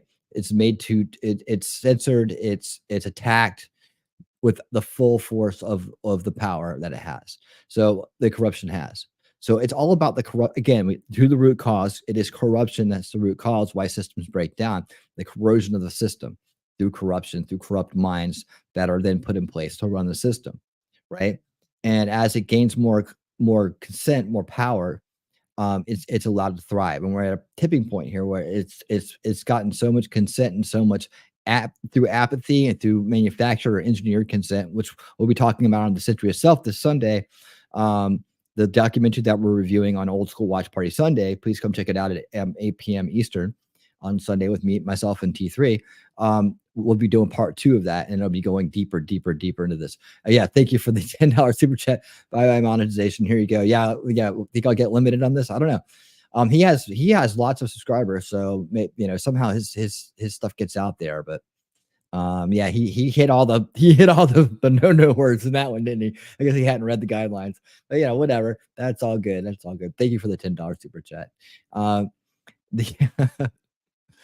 These don't run too far in this country. It's quite lonesome. Yeah, no, we need to stand and fight. And as we're going to hear here in a minute, Alex has something to say about that. So let's hit the third clip here. But no, the demoralization processes. Why are things looking so terrible? Why are they going after and doing the things to uglify the world, right? It's a very, if you think about it, it's a very uglification process, right? The diminishment of beauty. And that has to do with bringing down our attitudes and our energy and our hope, right? We see it around there. It looks hopeless. It looks overwhelming to us, right? And so we get into the state of mind where we kind of are more prone to check out, more prone to entertain ourselves and not do the good work by showing up and learning about the key things we need to learn about, not talking to each other about it, right? Checking out instead of checking in. That's what demoralization is about. It's about corrupting the youngest, corrupting the world, and then making those who see it and want to call it out feel isolated and get punished for it. And yes, corruption is out there working at every turn to make sure it protects and promotes this demoralization. So let's watch the third clip on this topic right here. Even though I'm conscious of this, even though I know this, it's still at a DNA level. I'm like, I got to go to the country. I got to get out of here. I've got to separate myself from this. But then when they release this toxic cultural poisonous gas, they push us out of those areas and they get the main infrastructure to then organize that, cut off the food and supplies to that group they have, and then tell them the reason you're doing bad is not BlackRock and the WEF and Bill Gates. It's all those evil people in the countryside. They're all white supremacists and terrorists and racists. Let's go get them. Because the last group they don't control is rural people that are self-sufficient. And so I get going to the countryside, protecting your children.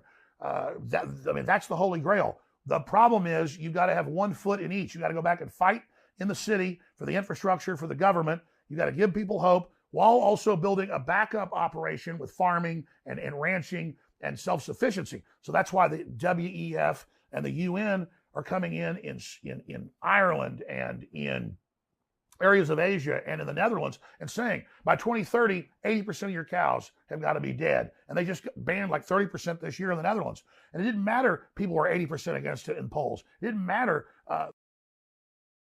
All right, so you see that's coming up after this next video. We're going to finish that thought there on it, but you can see he's pointing out things that we've been learning about as we've been going, how they want to like reduce the meat, say it's for the planet, and they don't care what we think. We don't care what they say.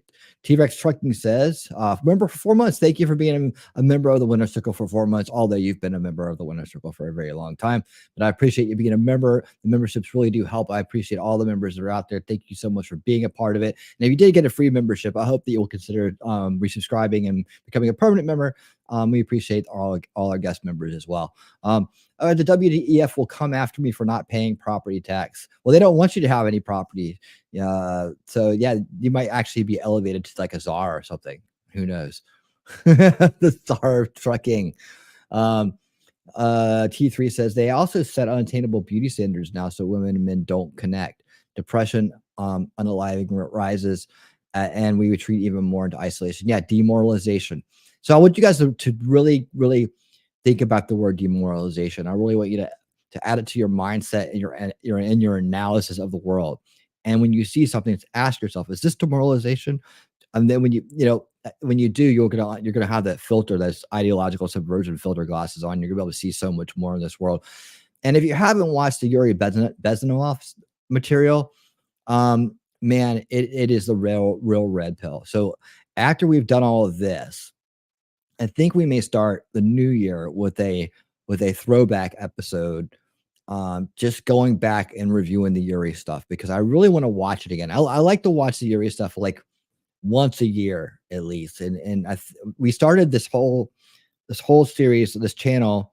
It used to be called The Valley of the Shadows. That was the mind control early stuff, the introduction to the introduction. And as I got my stuff straight on how to actually run a stream and how to speak and how to get audio right and all that stuff, it's the old stuff is there, but it's very rough. And I'd like to go over the Yuri Bezmenov stuff again. So if you haven't seen it, I'm gonna put a poll in the chat. I want to know how many people have actually seen the Yuri stuff in the crowd tonight. And I want to actually really just go over it again. To me, you can't see it too much. and Yuri is one of the, if there was going to be a Mount Rushmore around here, his face would be on it, along with like Ron Paul and others, Thomas Sowell, some of the really, really key influential people that have it right, that if everybody understood what they were talking about, the world would be a better place. So I say, have you seen the Yuri content? So content Yuri, yeah. Let's just see that the Yuri content. I'm not gonna try to spell his last name right now, even though I think I got it after spelling it for 10, 15 years. Bezmenov. I think that's it. I'm probably spelled it wrong. Oh wait, I forgot the Z. Oh, really? Did I actually spell it right? No, I didn't. Okay, I don't know how to say it. I'm gonna say Yuri. Okay. And okay, it's in the poll is out there. Remind me to end it. Because a lot of times I'll forget. But yeah. Who's checking out? Oh, okay. Back and about ready to sleep with Mo. Well, hang in there, because we got a little bit more to go. You're probably gonna like this next segment. Now we're gonna find out who controls the world. So you got all the information we've learned about these open conspiracies, the WEF and the UN, and all the different players. And there's a lot more world organizations we can go into. Basically anything with a W, right? It's cut in front of it. It says world. Look out for that. But anyways, we're gonna go back to Coin Bureau. And this is probably this is the last video of the night, and then we're gonna watch the remaining clips from Tucker and Alex after that. But this is it. Here we go. Who controls the world? Make sure I have this up on screen before I do my big introduction here. Okay. Who controls the world? You won't believe this. Here we go. Really controls the world? Depending on your perspective, the answer might be mega banks like JP Morgan. Who really controls the world? Depending on your perspective, the answer might be megabanks like JP Morgan, asset managers like BlackRock, tech companies like Microsoft, or unaccountable and unelected international organizations like the World Economic Forum. Maybe it's all of the above. But what if I told you that there's an entity that's bigger than all these institutions? After all, these institutions seem to be on the same page when it comes to things like CBDCs, digital IDs, and smart cities. Well, that is not a coincidence. So today, we're going to tell you about this entity and reveal who's really in control. Believe it or not, but the entity that seems to be coordinating all the world's most powerful institutions is none other than the United Nations, or UN. This is something we've noticed while researching these institutions, and we figured it was about time we found out whether this really is the case. Spoiler alert, it definitely seems to be. To understand why, we must go back in time to before the UN was founded. Once upon a time, the world wasn't as peaceful as it is today. There were constant wars and conflicts that caused constant disruption. After the Napoleonic Wars of the 1800s, the powers that be decided to try and achieve a period of peace. Of course, back then, those powers were mostly in Europe, and they tried to achieve peace by creating the Concert of Europe in 1815. No, it wasn't a classical music piece. It was actually the very first international organization in history tasked with ensuring that its member countries didn't go to war. If you know your history, you'll know the Concert of Europe inevitably started to fracture, and it fell apart completely when the First World War started in 1914. But a precedent had been set. After the war ended in 1918, the powers that be decided to try for a period of peace again with the League of Nations in 1920. The difference this time was that the League of Nations had other goals besides preventing war. Most of these goals related to human rights, such as labor conditions. Alas, the League of Nations didn't last as long as its predecessor. It fell apart when the Second World War began in 1939, less than 20 years later. But, as the saying goes, the third time's a charm. By the time World War II ended in 1945, the UN had effectively been founded, though it was officially founded a month after the war ended. Like its predecessors, the UN was founded by the powers that be, 50 countries back then. Today, the UN includes essentially every country on the planet, all 193 of them. Like the League of Nations, the UN's primary purpose was to uphold peace, but its founding charter included a laundry list of other goals to keep its member countries preoccupied. These not only included humanitarian efforts, but also the fostering of international cooperation on other issues that are global in nature. So then, what's the problem?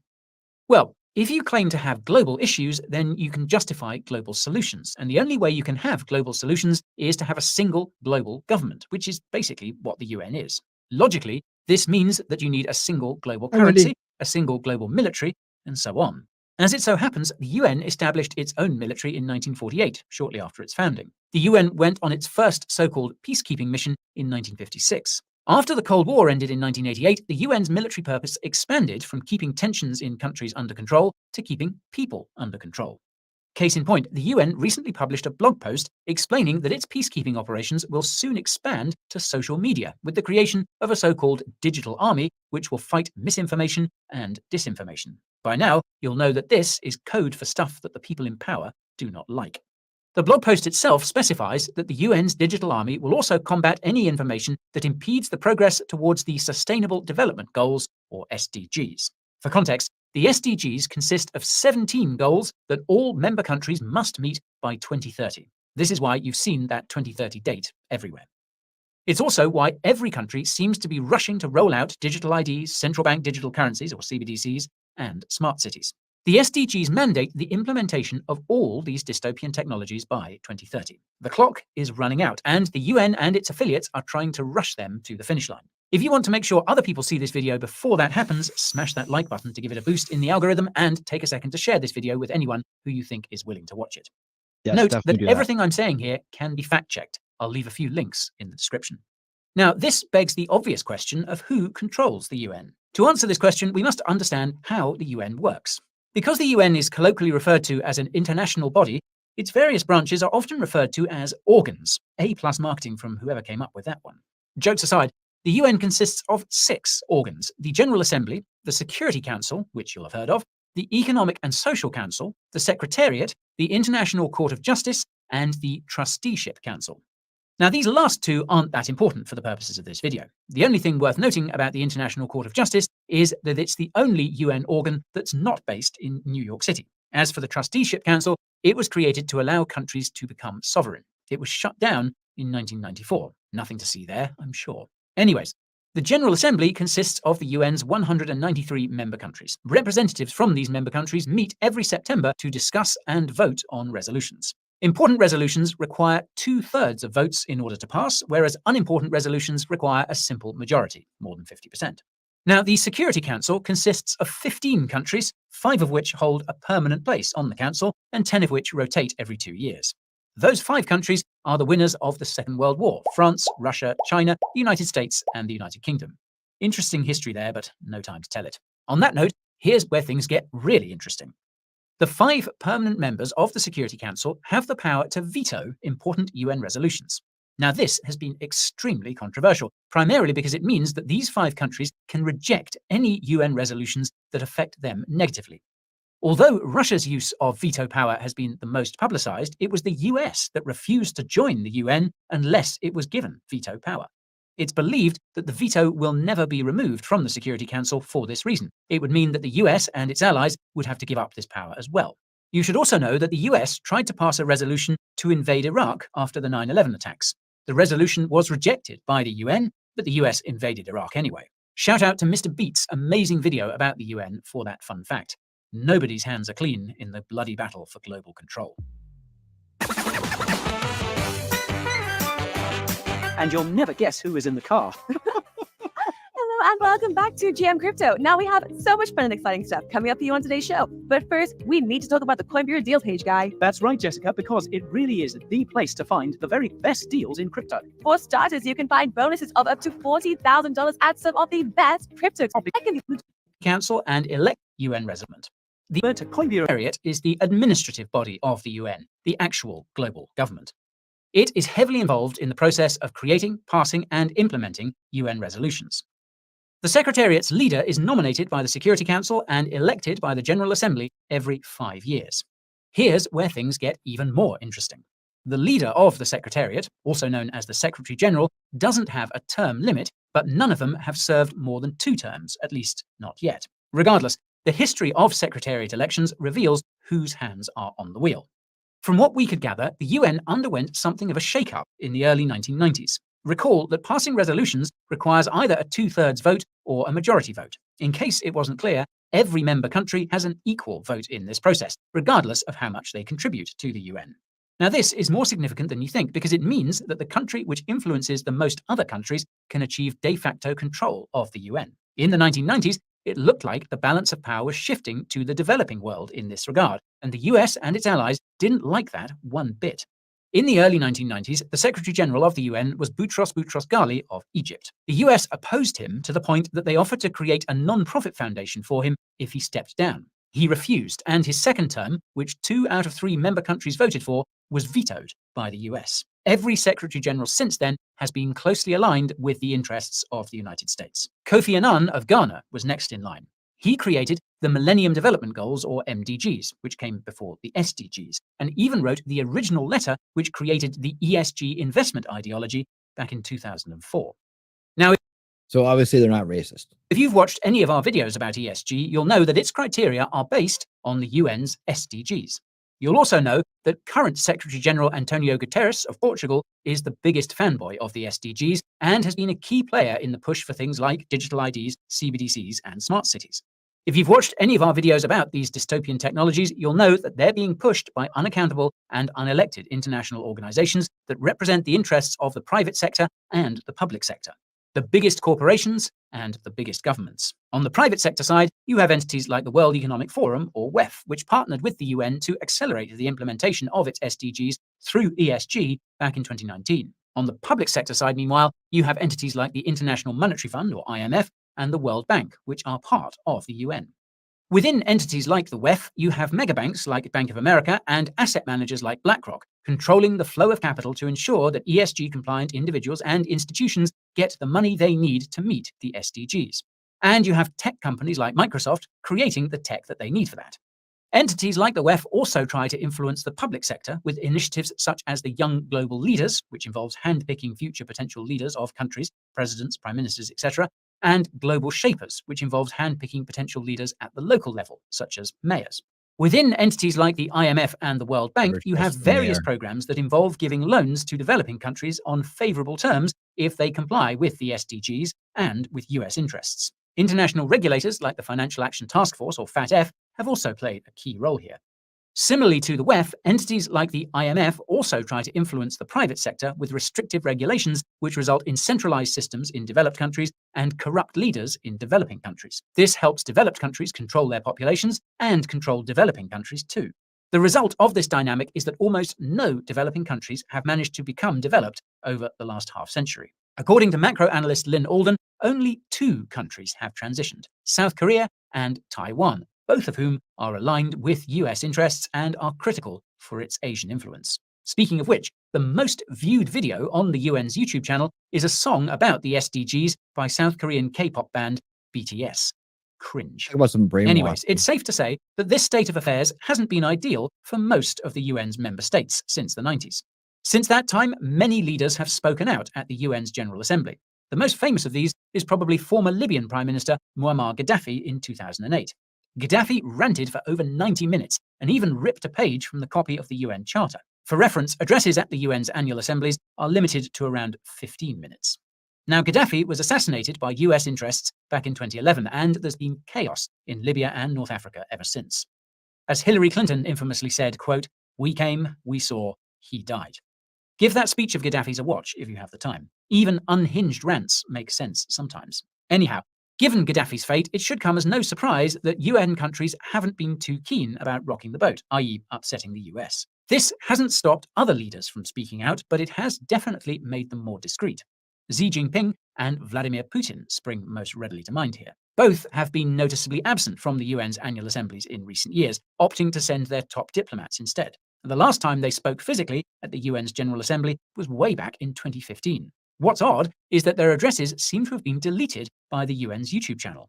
Thankfully, these speeches can be found elsewhere on YouTube.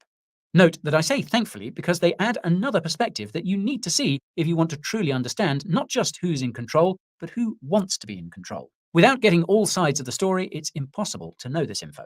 Xi's 2015 address was an interesting mix of appealing to the US-affiliated audience and offering them an alternative to the US-led international order. Xi specified that a multipolar world is coming, that China is on the side of the developing countries, and that it invites them to follow China on its path to prosperity. Xi also reminded everyone present that China was the first country to sign the UN Charter back in 1945, something that can actually be seen on the History Channel's YouTube page. This was presumably meant to highlight the fact that China has the power to create and influence UN-type organizations. As you might have guessed, Putin's address was similar to Xi's. The only difference was that it was a lot more direct. Putin said that after the Cold War, the US believed it had the right to control the world. Putin warned that the world is changing in this regard and that the UN must recognize this. Putin also pointed out that sanctions are increasingly being used as a weapon to eliminate economic competitors. It goes without saying that Russia is a bit of an exception in this case, but it is true. The FATF has threatened to cut countries out of the global financial system if they don't comply with the US. It's safe to assume that the statements made by Xi and Putin are why their speeches were deleted from the UN's YouTube channel. I'll remind you that China and Russia are 2 of the 5 members of the Security Council, 2 of the 5 countries that have the most influence within the UN. Now, what's notable about the UN meeting back in 2015 is that it marked the beginning of the SDGs. As I mentioned earlier, the SDGs were originally called the MDGs in the early 2000s. The MDGs were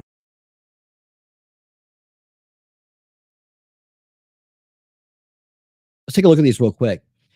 Develop a global partnership for development. That's really nicely worded. They always say this: eradicate extreme poverty and hunger. Yet, and they never seem to do that. Achieve universal primary education. That means implement their ideas into primary education. Ensure environmental sustainability. Right? That means grab the resources. Look at this. Promote gender equality and empower women. Combat HIV and AIDS, that was popular back then, and other diseases. Improve maternal health. That's nice. Reduce child mortality. That's nice. These are nice things. How they go about those is very different. But now you see how they've evolved as well. So we'll continue. Required member countries to meet similar goals by 2015. When they couldn't, the UN rebranded and tried again. From our perspective, and from the perspective of many in the UN, the MDGs failed because there wasn't enough funding. The fact that the 2008 financial crisis happened in the middle of the rollout definitely didn't help either. Fast forward 15 years and the SDGs seem to be in a similar position. As you can imagine, the UN's inability to follow through on its plans and the infighting among the Security Council has called the very existence of the whole organization into question. In a 2020 interview, UN Secretary General Antonio Guterres addressed these concerns head-on and revealed some very interesting things. First, Antonio confirmed everything I just told you. The UN was focused on the Cold War after the Second World War ended. After the Cold War ended, there was a period of US supremacy within the UN. Over the last few years, however, there have been tensions between the US, China, and Russia. Second, Antonio explained that these tensions have made it very difficult for the UN to coordinate its global policies, such as those in the SDGs. When asked whether he was worried about China and Russia joining forces to challenge the US, Antonio smirked and said that this may not last for long. Let's just say that he was dead wrong on that one. Anywho, the third thing Antonio revealed was that the UN is terrified of the prospect of the US leaving the organization or even just pulling funding. Some of you might recall that former US President Donald Trump had pulled out of one of the UN's sub-entities. And finally, Antonio underscored the fact that the UN is hyper-focused on everything digital. He said there was a lawlessness emerging in cyberspace that the UN needs to fight. By now, you'll know that this has nothing to do with human rights. The UN is absolutely terrified of losing control of the narrative. From the perspective of the interviewer, however, the UN is absolutely terrified of being labeled as ineffective, and they even asked Antonio point blank if that's why the UN is starting to focus on other things rather than, say, actual peace between its member countries. Antonio vehemently denied this. Even so, it's clear that the UN is not only losing control of the narrative, but also losing control of its most powerful member countries. In fact, this could be why the UN turned to private sector entities like the WEF for help. It could no longer be sure that it could secure funding and support from the public sector. The consequence of this was that it made things like digital IDs, CBDCs, and smart cities more visible to the average person. The UN reaching out to the private sector for support has also probably further alienated public sector entities, including the powerful governments the UN is trying to coordinate. So, given these facts, you might be wondering why the countries that aren't happy with the UN just, leave. Well, believe it or not, but this technically isn't possible. As explained by the government of Taiwan, which is not recognized as a country by the UN, quote, the United Nations Charter deliberately made no provision for the withdrawal of member governments, largely to prevent the threat of withdrawal from being used as a form of political blackmail or to evade obligations under the Charter. It's like Hotel California. Once you check in, you could never check out. That defies logic. Look, he's got a book that says "Fed Up." It's a Ron Paul book, I believe. You always can withdraw. You can always remove your consent, as we talked about before. You can always remove your consent. So the fact that they put this in there and they believe that it has some kind of actual factual power is amazing. I don't know whether that means that if you try to withdraw, they come after you, they invade your country and take it. But I don't know. I think that this is crazy that they could put something in there that says you can never get out of this. We'll talk about that in a minute. The quote goes on to explain that this is because Japan withdrew from the League of Nations in 1933. Germany and Italy subsequently followed suit, and the result was the Second World War. In other words, countries can't leave the UN because member countries are scared it will result in another world war. Consider that the UN probably prevented the Cold War from turning into a hot war. If you're wondering whether any country has tried to leave the UN, the answer is yes, but here's what happened, according to the Taiwanese. Quote, the only other example of an effort to withdraw by Indonesia in 1965 actually tends to show that withdrawal, at least in the short term, has no force or effect. Now, what's fascinating, though, is that the countries that seem the most eager to leave actually don't want to, namely Russia and China. In their 2015 addresses, Putin and Xi both made it clear that they don't want the UN to end. This is somewhat surprising given their work on the BRICS, a potential competitor to the UN. If you watched our video about the BRICS, you'll know that the only thing that seems to be stopping it from becoming a bona fide entity is the absence of a commodity market boom. After researching the UN, however, it seems more likely that the BRICS countries would rather try and take control of the United Nations first. From Xi's perspective, all that's required for this to happen is for certain UN member countries, namely the US and its allies, to adhere to the Charter. From Putin's perspective, undermining the UN could undermine international cooperation, and that could set the stage for more conflict, just like the Taiwanese said. Indeed, history suggests that the creation of a new organization would happen after another world war, which nobody wants.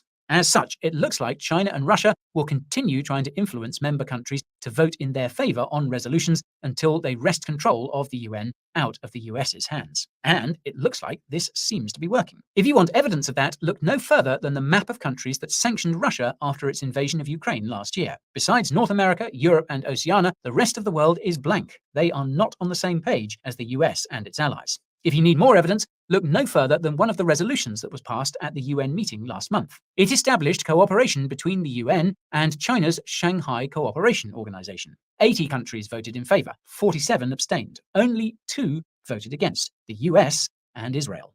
If this continues, then when Antonio Guterres' current term ends in 2027, someone who's more affiliated with the Global South could take control of the de facto global government, unless the US vetoes again. If that happens, then all the dystopian ideas contained in the SDGs could disappear overnight. 2030 could come around, and we could still be owning things and being happy, much to the chagrin of the WEF. But it's equally possible that the next Secretary General could be even worse. Countries like China and Russia aren't exactly known for their commitment to freedom and peace. A UN controlled by them and their affiliates could turn out to be 1,000 times worse than what we have now. And having no UN at all could result in an outcome that's 1,000,000 times worse than that. Well, folks, that's all for today's video. If you learned something new, let us know by smashing that like button. If you want to make sure you keep learning, subscribe to the channel and ping that notification bell. Thank you so much for that And coin if you want to bureau. help others learn, be sure to share this video with those who are willing to Share learn. my video. If you happen to be into crypto, the Coin And check Bureau out deals them. page. All right. There you have it. I think that was very interesting. So, watching that myself, make sure I got this. Okay. The solution then is to cut the head off the snake and just get rid of the UN, right? Get out of the UN, get rid of the UN, outlaw the UN.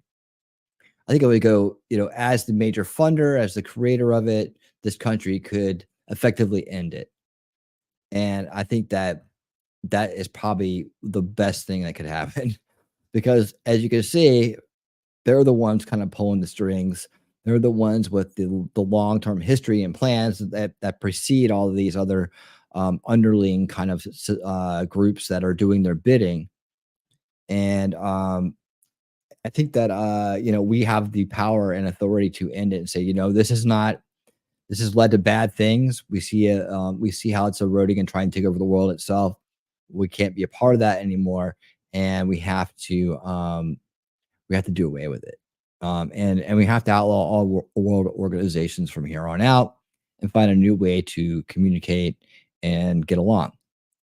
Other people have pointed out too that conflicts used to end very quickly and be done with before we had everybody's opinion put into it, right? So some of these long-term struggles and conflicts and wars that we've been in would have been settled by the actual participants and not had a bunch of people piling in there to have their say and then use pressure to dictate how it's handled, right? I think we were talking about I think Thomas Sowell pointed that out actually. Let's see what everybody has to say about this. Let's see. Inya, I watched their podcast recently with Jamie Kennedy. He and Jack redpilled kinda. Kelly, sorta kinda. She didn't quite swallow them all.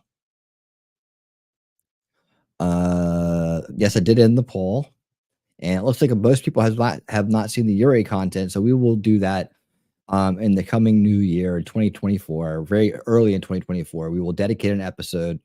Possibly to reviewing the Yuri content. I think it'll resonate now more than ever.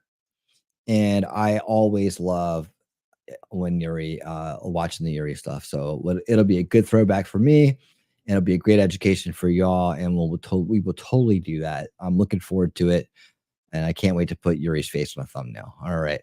Alexander says the UN has made decisions for other countries on a level that should not have any authority. They should not have any authority on. I agree. Yeah, that themselves would say, well, global government, this and that. That's what it is. So it's not a secret. It's not something that isn't coming. It's something that's been here for a very long time. It just works in a different way. It's an optimized version of the old model of globalization. That's what everything we've been kind of discussing tonight has been leading us up to this conclusion here, and a way to look at it, right? With information and data and real facts in hand. After World War II, we said we would never create another League of Nations. Man, it's a good thing we never did.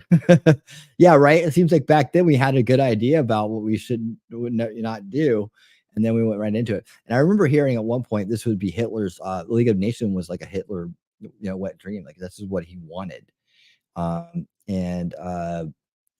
what he planned, I guess, in some way, to sustain what he thought would be his empire. Fun fact: the LON and UN for a long time existed together, until those from the League of Nations just moved desks. Let's see. And I covered how Rockefeller donated 6 blocks of Manhattan for the UN. I believe the site is currently on the headquarters. Yeah, it's currently the headquarters. Yep. Rockefeller did have a major hand in starting the UN. He did.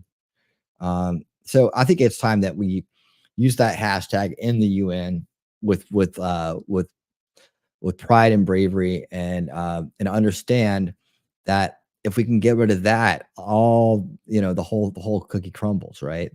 A lot of their influence and their ability to spread is not just their subversive agenda of implementing their thought leaderships and their little groomed minions into societies, right? Which we can sniff out by their rhetoric now, right?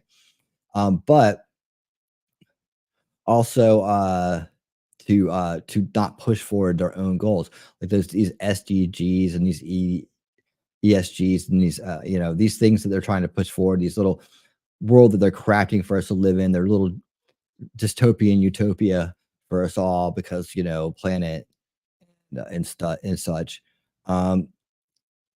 It just really shines a light on what's going on and why things are the way they are and why they do the things they do. So let's get a little bit more deeper dive here with Alex and Tucker.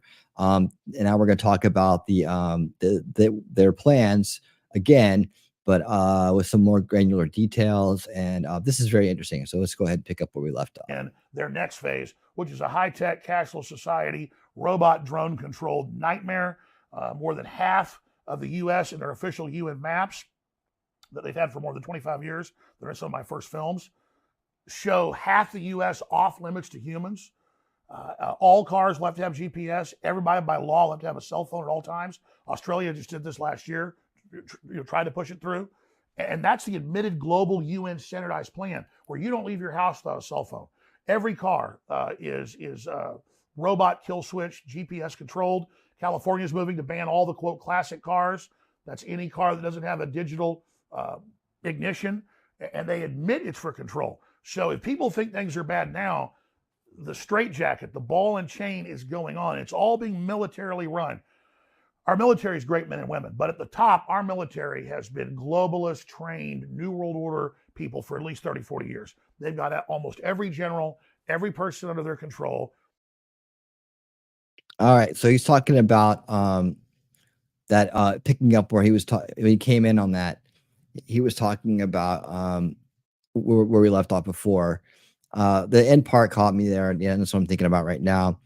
Of course, when he uses the term New World Order, he's talking about the transition of the order of the financial order of the world, right? So understanding how to interpret Alex Jones is a big help in a sense of validating what he's saying. I almost want to watch that again, but hold on. Let me see the beginning real quick. Their next phase, which is a high-tech cashless society. So the next phase. So who's talking about the demoralization process, and then the next phase is the WEF and UN plan that we've been hearing so much about. We've been talking about on the Open Conspiracy series here on Unveiling Reality. This is the stuff that we've been talking about. So leading into this, we see that that's the plan. What is it leading to? That's what Alex was talking about. Is this new world with the CBDs, the digital IDs, the coffin-sized apartments, the you own nothing and be happy, a renter stakeholder society, stakeholder capitalism. That's what it's leading to. And what it looks like is this very centralized, controlled technocracy, right? Controlled world where a lot of things are automated out of human hands, and the greatest leap forwards in technology are used to run it. Robotics, drones, surveillance, all the things that we've kind of had our consent manufactured for over the years because of war, because of terrorism, because of this, because of that, because of planet, because of environment, because of everything that they've subverted us with over the years. Well, subverted our kind over over the years. The people, right? People here now, we're smart. We see through the veils, so we understand that this is all not the true reality. It's just a narrative. It's the establishment narrative, and we see through that clearly. But for the rest of the people who don't see through it, they don't understand that these kind of things are coming, or to even worry about it, and that is troublesome. You can't. We're not going to win them all over. We're not going to win them all over. But as things develop that they're not going to like eating bugs and not having steaks, these are ways to wake people up. These are the things that can get them on the path to seeing through the veils and understanding, hey, I've been being abused this entire time, and I've actually been part of the problem. And now I have a chance to be part of the solution, to be joined and be part of solution culture.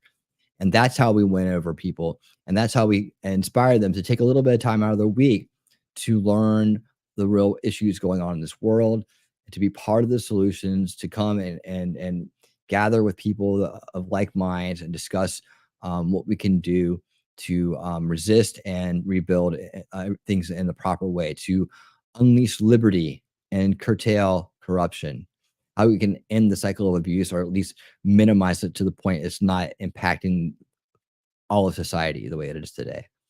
These are possible things. As you can see, it's just one group of people. It's just one functioning system, right? And if we were to take that system away from them, all their plans would crumble. So I don't think that people realize that. Even though you look around, they're demoralized. They look around, they see the state of the world. They keep hearing bad news, bad news, bad news. It feels like another kick in the balls every time you turn around, right? But because of that, because you're getting hammered with that all the time, sometimes it's hard to see the light at the end of the tunnel. And honestly, it just takes an overwhelming amount of people to create the tipping point that could get us over the hump to end the things that cause the corruption, to end the things that are systematically, generationally abusing us, and giving them the cycle of control that they need to stay in power and to push further. But however, if we do not, especially at this day and age, right? If we do not do something about this, the technocracy will have the power to take over, because they will have the technology to do many things they could not do before, because of numbers, because of human interaction, because of the human aspect to it.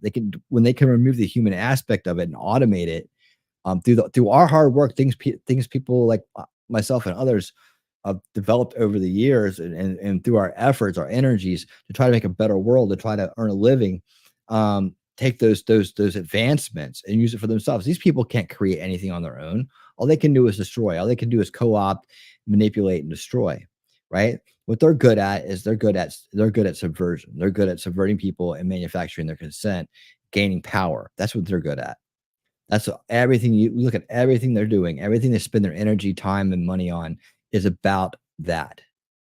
Right? And what is the results? We live the results. We live the results of corruption. Right? It's through the personal abuse that we experience in our own lives, from individuals, from organizations, from systems, from governments, from all kinds of things like that. Right? It's those things that we experience that we feel the results that way. We feel the results through hopelessness. We feel the results through struggles and having them prosper on the backs of our hard work, our labor, and our love for each other.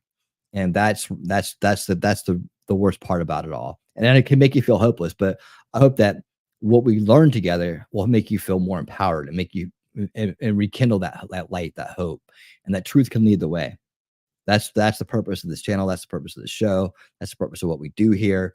And so I hope that even though it sounds dire sometimes, that you look around you right now, the people in this room, the people that are listening, and thank you all for being here and doing it and taking the time out to be here. But you have kinship right here. You have a community right here. You have a movement right here of people that feel the same way you do, that now know the same things that you do, and that we can all just keep growing this and growing this and growing this. And it's that I'm this one outlet of many that hopefully that spawn up and are part of this, and that it catches on, and it is.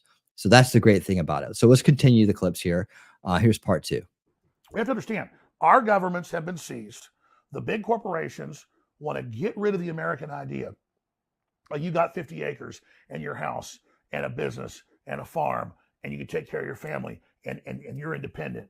They have to destroy all that because the rest of the world aspires to that. Instead, they want 15-minute cities, central bank digital currencies. They want all of these systems that track and trace everything you do in the social credit scores. And the plan for the rest of the public, I mean, we're talking 99%, is 250 square foot coffin apartments, 5G bathing you in them, literally eating bug protein. And I told people 10 years ago they're going to push bugs on the public because I read it in their white papers. Now it's already in grocery stores all over the U.S., all over Europe.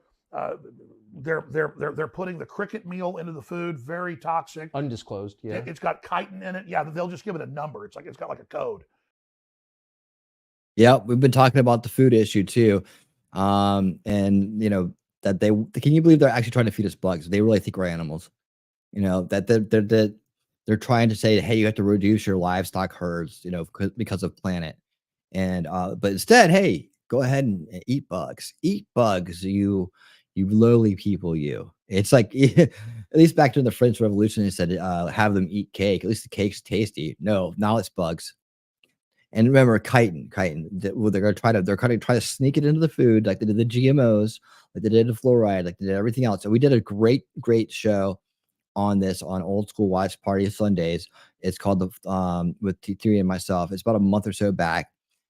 You can watch the fluoride deception here on YouTube, and then we go over to Rumble for the seeds of death and bug food. So we did a whole episode on that, where I called for us to get back to to a state of vigilance on this issue, on the food issue, because back in the day we were very on top of this, and that's just why I've been eating organic, and I've been drinking clean water, and I've been bathing in clean water for well over a decade now, right?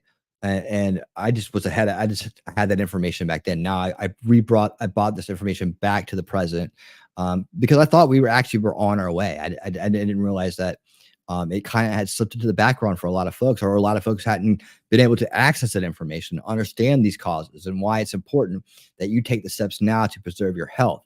And so, well, it's more expensive. It's hard to do. I get it. A little bit at a time. T3 can tell you she's been doing it. She's been making the change, and we're going to get our 100% here before too long. But, pick what you can do first. I recommend starting with the water, man. I mean, the water filtration systems are, the gravity filled water. I have my own gravity filled water system here. I have to just fill it up every couple of days. I fill it up, and I use that. And we use it for my coffee. I use it for to boil water for oatmeal, to boil water for pasta, to anything that we do. Me and my son touch, right, has clean water in it. Our shower heads have filters in them too that do the gravity filter. Take out as much of that shit as you can. Can't do it 100% because they still have it polluted at the source, but the filters take it out for yourself. Then you're going to have little exposures here and there out in the world. But when you minimize it, you minimize the damage. Right. And there you go. There's the link too. There's a link to that great show. So make sure you check that out. And the second half of that is on Rumble. So Jacob and everybody that's over there on Rumble can go back and take a look at that. Man, great. That was a great show. We really learned a lot. You can see me really go off on this topic. So I'll leave it to that. But yeah, that's the one thing. Just please check back in and take care of yourselves, because spending the money now to get yourself into that situation, to change your lifestyle. And it's exciting. The changes are fun when you realize that you feel good when you start to do this stuff. Your brain reactivates it. Any kind of haze, it slowly fades away. The living clean and the way that you eat and drink changes everything. So I say take that now, do that now, make that your top priority. And you will be on path, and you'll feel good about it. You'll feel hopeful again through that too. I'm telling you, it's a great journey. Come back, tell me about it. I'll be here with you through it. I'll give you any advice you want. I'll help you with any. I'll appraise the the advancement you're making. I want to hear about how much better you're feeling, the things that you're doing. Any show, anytime, just come and tell me about it. I'm excited to hear about these things. I'm very excited to hear about these things. So, yeah, that's again, everything he just said right there is things that we've been learning about, right? So he's, again, he's talking truth right here. He's talking absolute truth. So let's go ahead and watch the last clip. Here we go. It's a shorter one, but here it is. And you ask again, why would you do that? Because it's all about breaking our will. They don't want people to aspire to open, free societies. Yeah, there's a lot of waste, there's decadence, there's issues, but there's freedom. They want to train us to live on carbon rationing, food rationing, a very dystopic world. You'll own nothing, you'll have nothing, and you'll be happy. Now, these are quotes. I have to say, I bet there are, I don't know how long into this we are, 30 minutes or something. I bet there are a lot of people watching who are thinking, holy smokes, I can't believe I'm agreeing with Alex Jones. I'm supposed to hate this guy. Like, where's the lie in what you just said? I'm not sucking up. I'm sincere. Like, I'm listening to this, and even myself, I'm thinking, I can't believe I'm nodding along to Alex Jones and being like, you're absolutely right. Like, where are you wrong? Exactly. And along the way, we can fall into things and we can make mistakes, but when you decide you'd rather know the truth than be right, you can overcome anything.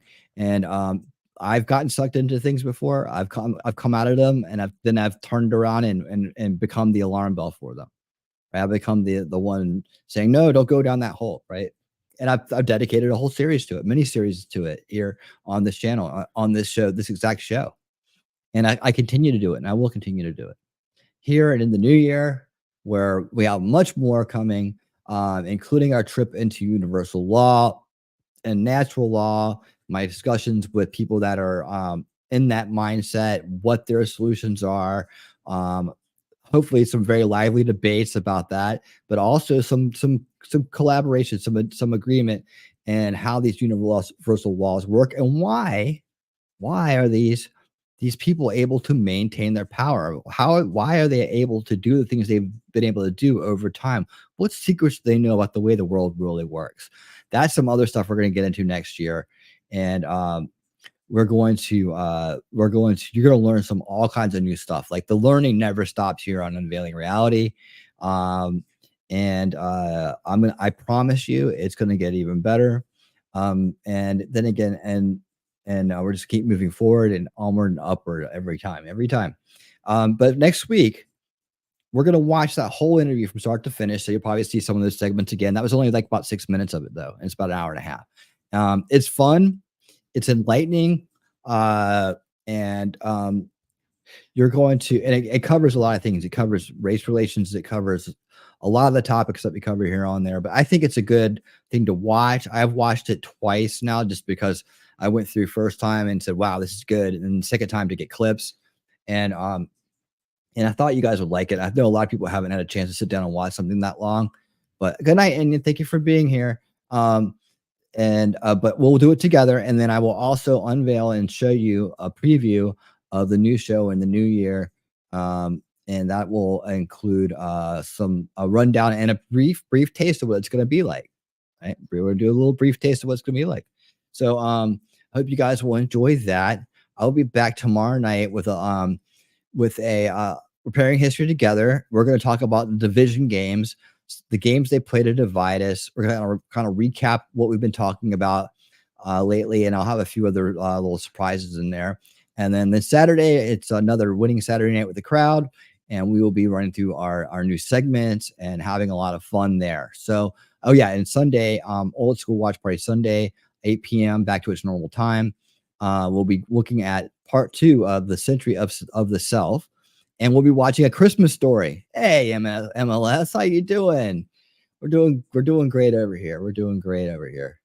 Yes, everyone is a winner over here. Everyone is a winner. And I hope you've enjoyed the show. If not, I encourage you to go back and watch from the beginning. This was a good one. A lot of information about all those nasty things they're trying to do this and how we can actually do something about it. We actually at this point, actually, we did do the poll. Okay. And now I need to go and remember to go look at who is hanging out right now. Let's see if they'll give me a rundown here. Let's see. Who haven't we visited lately? I need to start learning how to look up people I haven't met before too. And surprising some people with some viewers to make some new friends. So if you can recommend good channels I can go check out real quick and before the show and see what I think of the stuff, and if I want to go ahead and redirect to them at some point, and I'll subscribe to them so they show up on my little list here. Let me see. Let's see. I haven't said hi to my friend Sean in a long time. You guys want to go see Potentially Criminal? We did. What's the major topics going on? Where's my earpiece? MG Law is not streaming yet. Chizzy and Jessica are probably wrapping things up right now. Good Logic or Potentially Criminal, guys? Let me know in the chat right now. Who do you want to see? Who do you want to go see? You want to go see Sean or you want to go see Joe? I'm looking at you, crowd. I give you like a few more seconds to kind of figure. Flip a coin. You want to flip a coin? PC, Potentially Criminal. Okay, I got one.